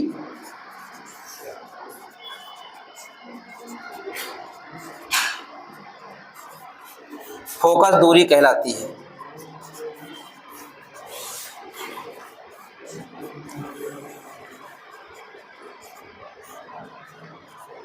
फोकस दूरी कहलाती है। अच्छा ये बताओ, यहां और यहां यानी ये वाला पॉइंट और इस वाले पॉइंट, तो ये मध्य बिंदु था ना, तो इसका मतलब अगर यहां से लेकर यहां तक की दूरी r है, तो यहां से लेकर यहां तक की दूरी क्या हो जाएगी? r/2 हो जाएगा क्या?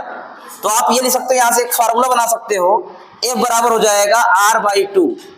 यानी आप ये कह सकते हो कि जो फोकस दूरी होता है वो वक्रता त्रिज्या की आधी होती है। फोकस दूरी वक्रता त्रिज्या की आधी होती है। इतना पॉइंट लिखो।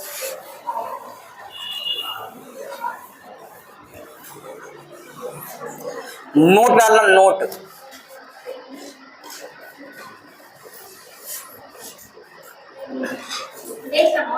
हाँ, नोट डालना। इसमें लिखना फर्स्ट नंबर अवतल दर्पण के लिए।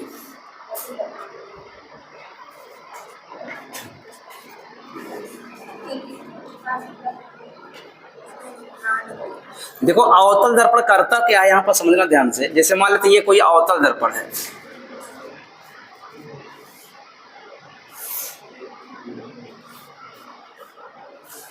ये अवतल दर्पण है, ठीक है।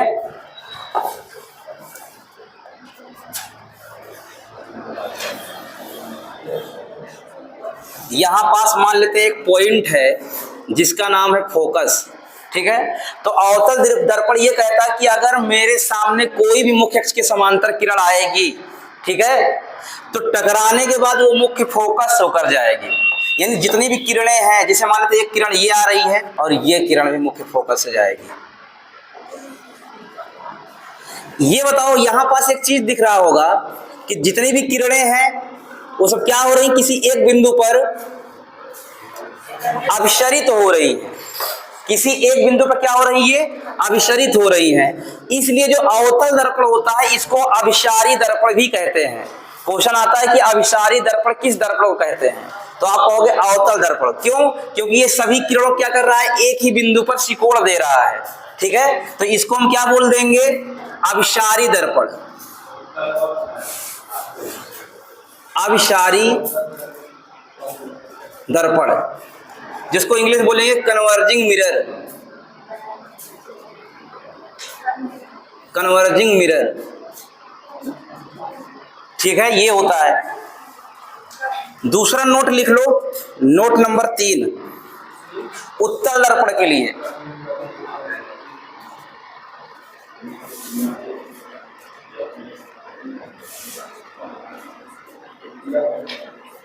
उत्तल दर्पण के लिए उत्तल दर्पण क्या कहता है,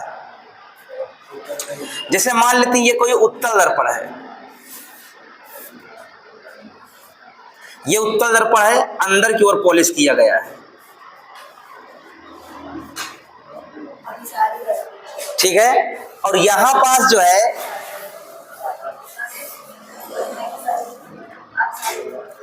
यहां पास मान लेते हैं एक फोकल पॉइंट है, ठीक है।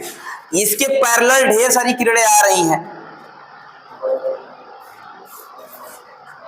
ये किरणें आई, अच्छा ये तो टकराने के बाद कहां से जाएगी, फोकस से जाना चाहेगी लेकिन जा नहीं पाएगी, कुछ इस प्रकार से हो जाएगी।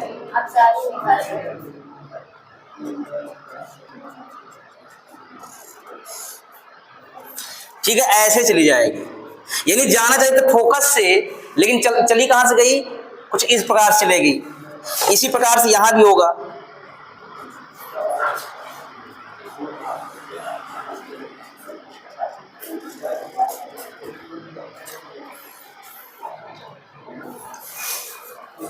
इसी प्रकार से यहां भी।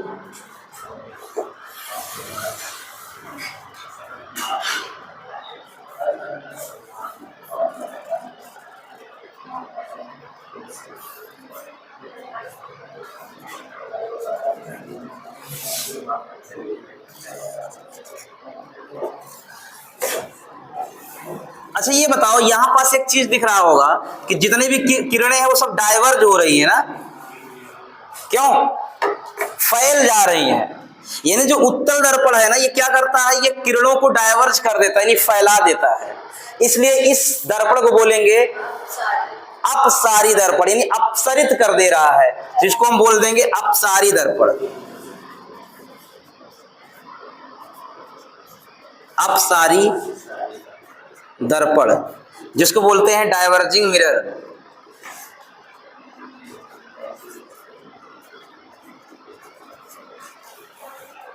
डाइवर्जिंग मिरर, समझ में आया? हाँ, तो अब हम लोग पढ़ेंगे अवतल दर्पण और उत्तल दर्पण के अनुप्रयोग, ठीक है। तो अवतल दर्पण के कौन कौन से अनुप्रयोग होते हैं और उत्तल दर्पण के कौन कौन से अनुप्रयोग होते हैं, इसको समझते हैं। तो मैंने अभी एक बताया था, नोट बताया था कि जो अवतल दर्पण होता है इसको अभिसारी दर्पण कहते हैं, क्योंकि ये प्रकाश को क्या करता है, सिकोड़ता है। और जो उत्तल होता है उसको अपसारी दर्पण कहते हैं, क्योंकि ये प्रकाश को फैलाता है। तो इसके आधार पर ये एग्जाम्पल है। जैसे हजामती दर्पण के रूप में, यानी जो सेविंग मिरर होता है, सेविंग मिरर के रूप में इसी दर्पण का प्रयोग किया जाता है, सेविंग मिरर। क्योंकि ये क्या करता है, इमेज को बढ़ा देता है, यानी इमेज को बड़ा कर देता है, इसीलिए सेविंग मिरर में इसी दर्पण का प्रयोग किया जाता है। उसके बाद गाड़ियों के headlight, search light, tube light के रूप में किया जाता है। तो गाड़ियों के हेडलाइट में क्यों किया जाता है, क्योंकि प्रकाश को सिकोड़ देता है, और प्रकाश को सिकोड़ने की वजह से क्या होता है, इसका प्रकाश बहुत दूर तक जाता है, इसीलिए इसको गाड़ियों में लगाया जाता है। तो गाड़ियों में जो हेडलाइट होता है उसमें लगाया जाता है, सर्च लाइट में लगाया जाता है, और ट्यूब लाइट के रूप में किया जाता है। ठीक है। उसके बाद आते हैं तीसरा नंबर संयुक्त सूक्ष्मदर्शी। जो सूक्ष्मदर्शी होता है ना, इसमें इसी का प्रयोग होता है, क्योंकि क्या करता है, ये इमेज को बड़ा कर देता है, यानी एक ही स्थान पर फोकस को फोकसित करता है, ठीक है, जिसकी वजह से क्या होता है, वो इमेज स्पष्ट रूप से दिखाई देने लगती है। इसलिए संयुक्त सूक्ष्मदर्शी में इसका प्रयोग किया जाता है। सोलर कुकर में इसका प्रयोग किया जाता है, क्योंकि प्रकाश की किरणों को क्या करता है, एक जगह पर एब्जॉर्ब करके मतलब इकट्ठा कर देते, तो वहां पास क्या होता है, हीट हो जाती है। वो जहां पास इकट्ठा करेगा वहां पास क्या होता है, हीट जनरेट होगा, जिसकी वजह से सोलर कुकर का हम लोग प्रयोग कर लेंगे सोलर कुकर में। उसके बाद दंत चिकित्सक आदि के रूप में इसका प्रयोग किया जाता है। अब उत्तल दर्पण के प्रयोग पढ़ते हैं, तो उत्तल दर्पण क्या करता है, प्रकाश को फैलाता है, और फैलाने की वजह से इसको स्ट्रीट लाइट के रूप में प्रयोग किया जाता है। जो गली में जो स्ट्रीट लाइट लगे होते हैं, वहां पास किसका प्रयोग होता है, उत्तल दर्पण का। वाहनों में साइड मिरर, जो साइड मिरर होता है ना पीछे देखने के लिए, वो कौन सा दर्पण होता है, उत्तल दर्पण होता है। तीव्र मोड़ पर इसको लगाया जाता है, जहां पास एकदम मोड़ होता है ना, तो वहां पर इसको लगाते हैं, क्योंकि ये बहुत ढेर सारा एरिया को कवर करता है, इसलिए वहां पास दिखाई देता है कि कोई पीछे से इधर उधर से गाड़ी तो नहीं आ रही है, तो तीव्र मोड़ पर क्या होता है, इसका प्रयोग किया जाता है। ठीक है, तो ये हो गया उत्तल और अवतल के अनुप्रयोग। ठीक है, अच्छा ये बताओ, कोई भी ऑब्जेक्ट आपको क्यों दिखाई देती है, इसका क्या कारण है, प्रकाश के कारण। प्रकाश अगर नहीं होगा तो नहीं दिखेगा। लेकिन इसमें एक घटना और होता है देखने का, हवा। अच्छा, हवा देख पाते हो, प्रकाश तो है, हवा क्यों नहीं देख पा रहे हो, फील कर पा रहे हो, लेकिन देख तो नहीं पा रहे हो ना, क्या कारण है। अगर प्रकाश के कारण दिखाई देता तो भाई हवा भी दिखाई देना चाहिए ना, क्यों नहीं दिखाई देता है, क्योंकि रिफ्लेक्ट नहीं होता। मेन कारण है प्रकाश परावर्तन के कारण किसी वस्तु को देख पाते हो। सही बात है, यानी किसी वस्तु को अगर देखना है तो प्रकाश का परावर्तन होना चाहिए। अगर प्रकाश का परावर्तन नहीं होगा तो वस्तु नहीं दिखाई देगी। क्वेश्चन है,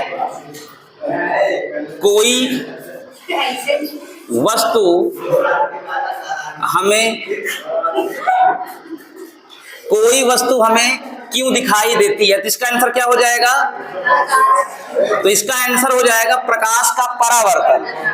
यहां लिखोगे प्रकाश का परावर्तन।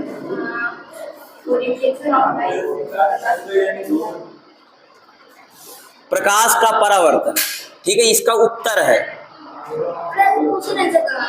हाँ, अगर पूछता है कोई वस्तु में क्यों दिखाई देती है, तो कहोगे प्रकाश परावर्तन के कारण दिखाई देती है। अगर प्रकाश का परावर्तन नहीं होगा तो वस्तु हमें नहीं दिखाई देगी। ठीक है, अब क्वेश्चन ऐसे आता है, ये 3 पॉइंट लिखो कलर पहचानने के लिए। नोट,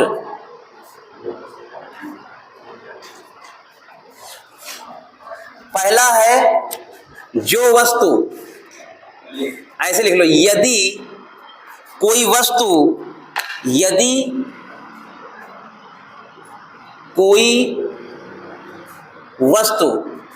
प्रकाश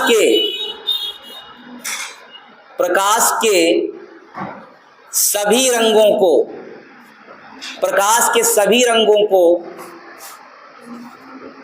अवशोषित कर लेती है, यानी एब्जॉर्ब कर लेती है,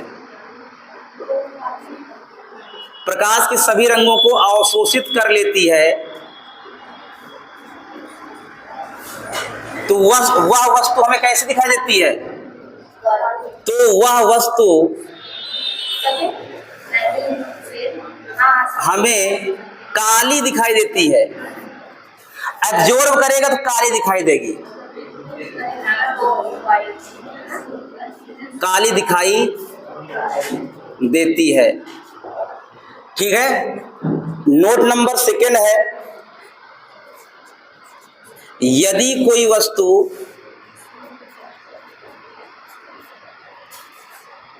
प्रकाश के सभी रंगों को परावर्तित कर देती है,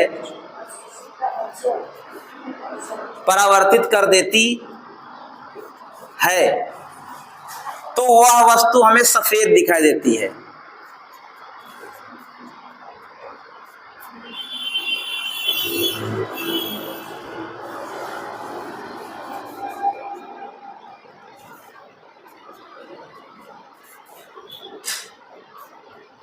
तो वह वस्तु हमें कैसी दिखाई देती है, सफेद दिखाई देती है। एक लास्ट नोट है, जो वस्तु जिस कलर को, जो वस्तु प्रकाश के जिस रंग को परावर्तित करती है,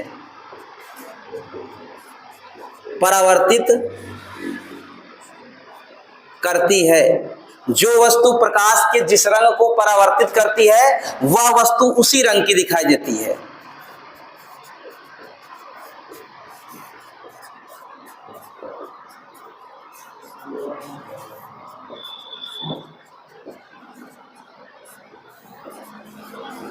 वह वस्तु उसी रंग की दिखाई देती है।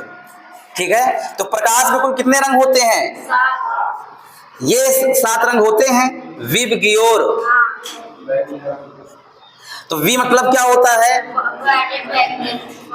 वायलेट, आई मतलब इंडिगो, और बी मतलब ब्लू, गी मतलब ग्रीन, और वाई मतलब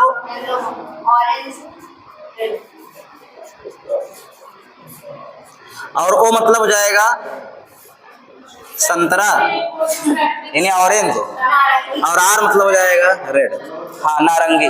ठीक है, ये सब जो है ये प्रकाश के सारे रंग हैं। ठीक है, तो अगर कोई भी ऑब्जेक्ट वायलेट को रिफ्लेक्ट करेगा तो हमको वायलेट दिखाई देगा, और अगर ये पूरे ग्रुप में रहेंगे ना तो इस ग्रुप कलर को क्या बोलेंगे? पूरा वाइट कलर। अगर ये पूरे ग्रुप में है तो इसको हम श्वेत प्रकाश कहते हैं या दृश्य प्रकाश कहते हैं। क्या बोलेंगे? श्वेत प्रकाश या दृश्य प्रकाश, श्वेत प्रकाश या दृश्य प्रकाश कहते हैं। ठीक है, तो ये 7 कलर, तो कह रहा है कि भाई जो 7 कलर को रिफ्लेक्ट करेगा वो सफेद दिखाई देगा। अगर मान लेते 7 लोग यहाँ पास बैठे हों, मैं 7 लोग को बाहर निकाल दूं तो क्या दिखाई देंगे? 7 दिखाई देंगे ना, यानी 7 का ग्रुप यानी व्हाइट दिखाई देगा। 7 को बैठाए रहे तो बाहर कोई नहीं दिखेगा, यानी काला दिखेगा। सबको बैठा, समझ नहीं रहे हो कॉन्सेप्ट? अगर सबको अंदर बैठाए कोई बाहर है ही नहीं तो ब्लैक तो दिखेगा ना, जो बाहर दिखेगा वही कलर का होगा। तो जो रिफ्लेक्ट करेगा, जो कलर आपकी आंखों में पड़ेगा ना वही कलर आपको दिखाई देगा। समझ में कॉन्सेप्ट आया कि नहीं आया? मतलब जिस कलर को जो ऑब्जेक्ट मतलब रिफ्लेक्ट करेगी वही कलर हमको दिखाई देगा। तो रियल में जो कलर दिखाई दे रहा है वो कलर का ऑब्जेक्ट नहीं होता है। समझ में आया कि नहीं आया? तो ये जो है ना, ये है विबग्योर। ठीक है, तो विबग्योर में अगर इधर जाओगे ना, यहां से इस मतलब इस तरफ से इस तरफ जाओगे तो इसका जो तरंग दैर्ध्य होगा ना बढ़ता जाएगा, जो वेवलेंथ होता है वो बढ़ता जाएगा। वेवलेंथ क्या होगा? यहाँ पास इंक्रीज होगा। यानी अगर पूछा जाए कि कौन से कलर का वेवलेंथ सबसे ज्यादा होता है तो कहोगे रेड का होता है। यानी कितने से कितने तक होता है तो कहोगे यहाँ पास 3900 एंगस्ट्रॉम से 7800 एंगस्ट्रॉम होता है। ठीक है, वेवलेंथ कितना होता है? 3900 से 7800 एंगस्ट्रॉम होता है। ठीक, वेवलेंथ यानी तरंग दैर्ध्य। और आप अगर इधर से इधर आओगे यानी इस तरफ से इस तरफ तो परिकिरण होता जाएगा, घटता जाएगा, सॉरी बढ़ता जाएगा। परिकिरण क्या होगा? हाँ, परिकिरण होगा, परिकिरण बढ़ेगा। ठीक है, यानी सबसे ज्यादा परिकिरण कौन से कलर का होता है? वायलेट कलर का। सबसे ज्यादा तरंग दैर्ध्य किसका होता है? रेड कलर का। याद रखना इस चीज को। ठीक, तो यहां से आपका ये पॉइंट याद रहेगा, सबसे ज्यादा परिकिरण वायलेट का, सबसे कम रेड का। अब हम लोग समझ लेते हैं कि इमेज फॉर्मेशन कैसे होता है। ठीक है, इमेज फॉर्मेशन बता देते हैं, उसके बाद खत्म कहानी इसकी। तो हम लोग पढ़ेंगे image formation. Image formation, image formation प्रतिबिंब का बनना, प्रतिबिंब का बनना।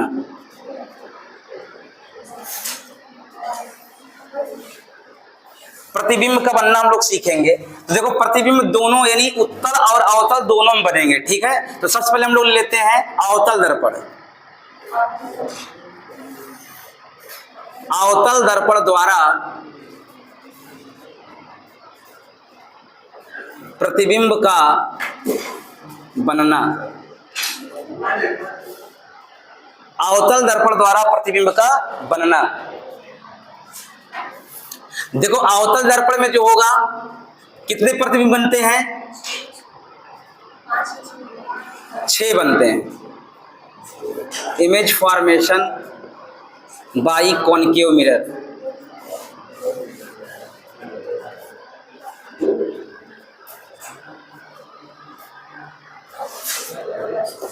ठीक है, image formation by concave mirror. तो इसमें कुल 6 प्रकार की स्थितियां होती है, 6 प्रकार से इमेज बनता है। ठीक,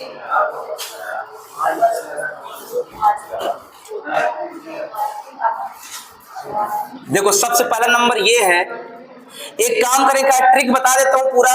इमेज फॉर्मेशन के लिए फॉर्म करने के लिए नहीं आता एग्जाम में, ठीक है, केवल आता है कि अगर इस वस्तु को यहां रखा जाए तो कहां पास प्रतिबिंब बनेगा।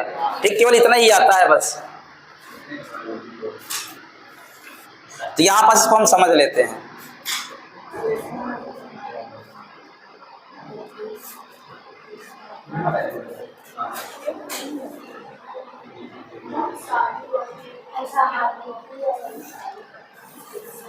देखो ये जो है मान लेते हैं ये पोल है, ठीक है, ध्रुव है। कौन कौन से पॉइंट होते हैं? तो एक होता है आपके पास फोकल पॉइंट और एक होता है सेंटर ऑफ कर्वेचर यानी वक्रता केंद्र, फोकस बिंदु, ठीक है, और इधर जो होता है अनंत होता है। ठीक है, तो देखो वस्तु को आप कहां कहां रख सकते हो? 6 स्थान पर रख सकते हो वस्तु। एक तो रख सकते हो अनंत पर, मान लेते हैं यहां पास एक वस्तु रखी हुई है, ठीक है, इन्फिनिटी पर वस्तु रखी हुई यहां पास, ये कोई वस्तु अनंत पर है, अनंत पर रखी हुई है, यानी मान लेते हैं ये O1 ऑब्जेक्ट, मतलब वो मतलब होता है ऑब्जेक्ट, यानी फर्स्ट ऑब्जेक्ट को आपने कहां रख दिया? अनंत पर रख दिया। ठीक है, तो जो अनंत पर रखा जाएगा उसको हम निकालेंगे, 2 किरणों को समांतर, मुख्य अक्ष के समांतर निकालेंगे। जब समांतर निकालेंगे तो पहले जो इमेज बनेगा वो यहां पास बनेगा, यहां पास इस पर बनेगा, यानी फोकस पर बनेगा। ठीक है, यानी यहां पास इमेज बनेगा, यहां पास इमेज पर यहां पास बनेगा। ठीक है, मान लेते हैं यहां पास फर्स्ट 1 आया, ठीक है, इमेज यहां पास बनेगा। ठीक है, उसके बाद वस्तु को वक्रता केंद्र के परे रखा जाएगा, मतलब वक्रता केंद्र और अनंत के बीच। तो वक्रता केंद्र और अनंत के बीच अगर वस्तु को रखोगे तो यहां पास मान लेते हैं O2, दूसरा कंडीशन ये है। तो इमेज कहां बनेगी? इमेज कहीं यहां पास बनेगा। इमेज बनेगा वो यहां पास वक्रता केंद्र और फोकस के बीच बनेगा, I2। ठीक है, उसके बाद तीसरा स्थिति है कि वस्तु को यहीं पास रख दो, यहां पास, तो जो इमेज बनेगा वो इतना ही बड़े बनेगा साइज का। ठीक है, यहां पास बनेगा I3 और यहीं पास ऑब्जेक्ट भी रखा हुआ है O3। ठीक है, उसके बाद तीसरी स्थिति क्या है? आप ऑब्जेक्ट को यहां रख दो कहीं पास भी, मान लेते यहां पास रखा हुआ है ऑब्जेक्ट, कहां कहां रख रहे हो? वक्रता केंद्र फोकस बिंदु के बीच, यानी यहां पास O4 है। तब कहां बनेगा? तो कहोगे यहां बनेगा,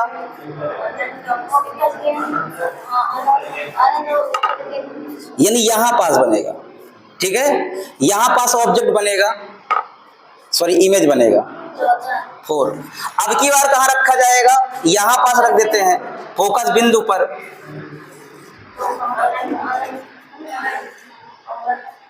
यहां पास O5 है। तब कहां बनेगा? तो यहां पास बनेगा, यहां पास, कि अनंत में बनेगा? अनंत में बन जाएगा। ठीक है, यानी यहां पास बन जाएगा, बहुत बड़ा बन जाएगा, यहां पास बन जाएगा। ठीक है, उसके बाद लास्ट नंबर ये है, ऑब्जेक्ट यहां पास रखी जाएगी, यहां पास। ठीक है, O6।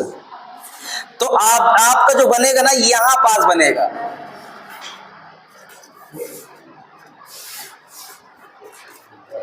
यहां पास बनेगा I6। इसका मतलब यहां से ये चीज समझना कि अगर ऑब्जेक्ट को रखा जाएगा अनंत पर तो उसका प्रतिबिंब कहां बनेगा, F पर, यानी फोकस बिंदु पर। अगर ऑब्जेक्ट रखा जाएगा अनंत और वक्रता केंद्र के बीच तो उसका जो इमेज बनेगा वो बनेगा फोकस और वक्रता केंद्र के बीच। ठीक है, अब वस्तु को रख रहे हो वक्रता केंद्र पर तो वहीं पास बनेगा। ठीक, हाँ, वक्रता केंद्र फोकस बीच रखोगे तो कहां बन जाएगा, अनंत पर बनेगा, अनंत पर, मतलब अनंत मतलब वक्रता केंद्र के परे बनेगा। ठीक है, यहां पास। ठीक है, फिर फोकस पर जब रखोगे फोकस पर तो कहां बनेगा, अनंत पर बनेगा, अनंत पर। और एक लास्ट स्थिति है कि अगर आप वस्तु को यहां रखोगे ना फोकस और ध्रुव के बीच तो इसका क्या हो जाएगा, इसका मिरर के अंदर बनेगा। अंदर मतलब इसको शो करेंगे मिरर के पीछे, ऐसे शो करेंगे, और आभासी बनेगा। तो यहां पास समझना,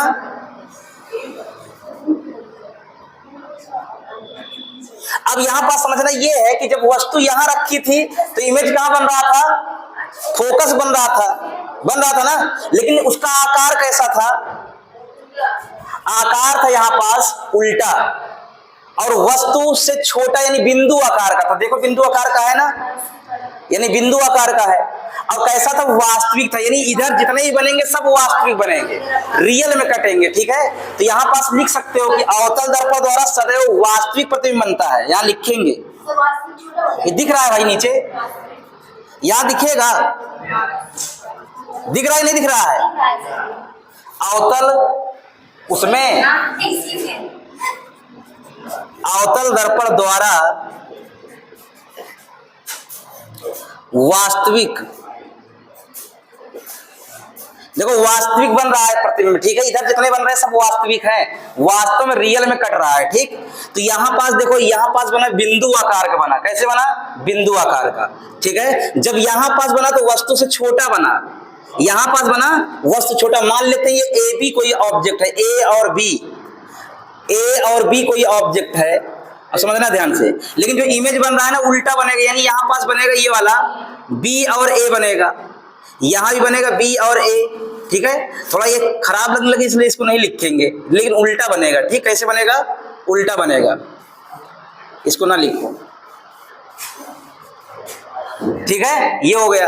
उसके बाद ये बताओ बराबर भी बन रहा है ना, ये देखो बराबर बन रहा है, यानी बिंदु आकार भी बन रहा है, वस्तु से छोटा भी बन रहा है, वस्तु के बराबर बन रहा है, वस्तु से बड़ा बन रहा है, वस्तु से बहुत बड़ा बन रहा है। देख लो यहाँ पास। ठीक है, और इधर बन रहा तो आभासी बन रहा है। इसका मतलब इसमें प्रतिबिंब कैसे, सब प्रकार का बन रहा है, सभी प्रकार का।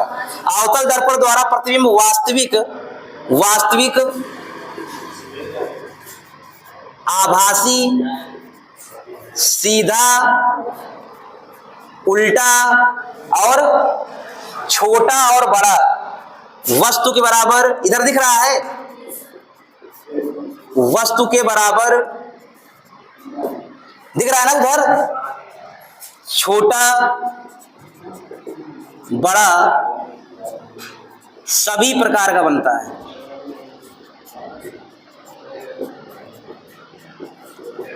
सभी प्रकार का बनता है।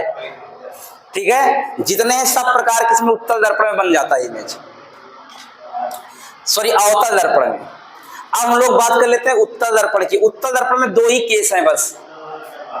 ठीक है, इसी में कर लेते हैं, पूरा कंप्लीट हो जाता है। देखो यहां पास ये है उत्तल दर्पण, ये उत्तल दर्पण है, अंदर की ओर पॉलिश किया गया है। ठीक है, यहां पास एक मुख्य अक्ष है इसका,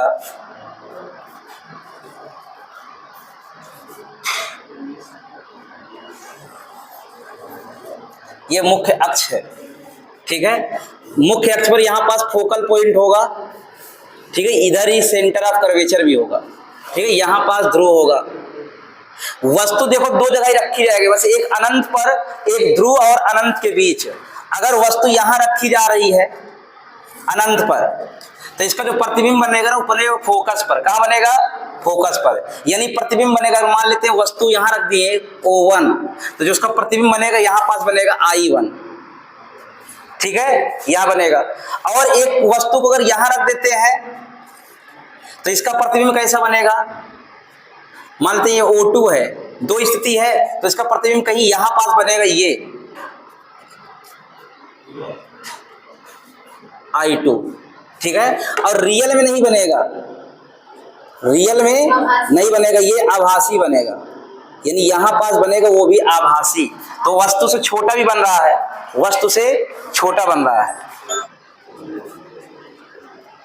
उत्तल दर्पण द्वारा प्रतिबिंब सदैव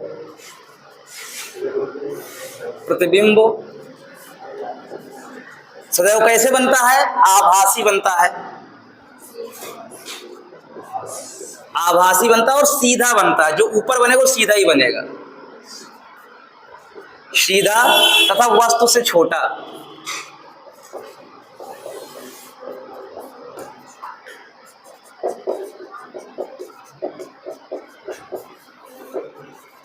वस्तु से छोटा बनता है, ठीक है। अब एक पॉइंट और पढ़ा देता हूं आवर्धन क्षमता के बारे में, ये छूटा जा रहा था। आवर्धन क्षमता यहां पर लिख लो, नेक्स्ट पॉइंट आवर्धन क्षमता, मैग्निफिकेशन।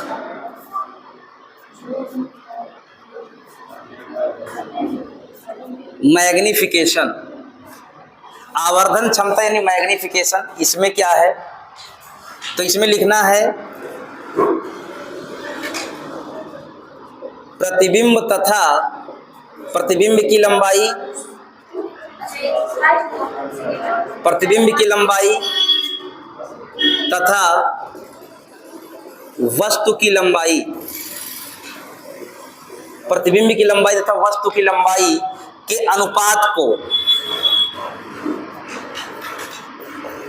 अनुपात को आवर्धन क्षमता कहते हैं।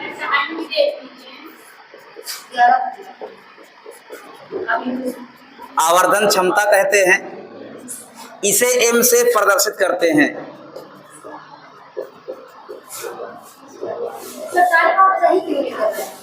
इसे m से प्रदर्शित करते, तो इसे m बराबर क्या हो जाएगा? m बराबर हो जाएगा I/O। यहां से एक फार्मूला बन गया। तो इस चैप्टर में एक फार्मूला तो ये यूज होगा, एक फार्मूला और यूज होता है गोलीय दर्पण का सूत्र, क्योंकि इससे न्यूमेरिकल भी होगा ना। गोलीय दर्पण का सूत्र, तो गोलीय दर्पण का सूत्र जो होता है, ये दिख रहा है ना, देख लो एक बार।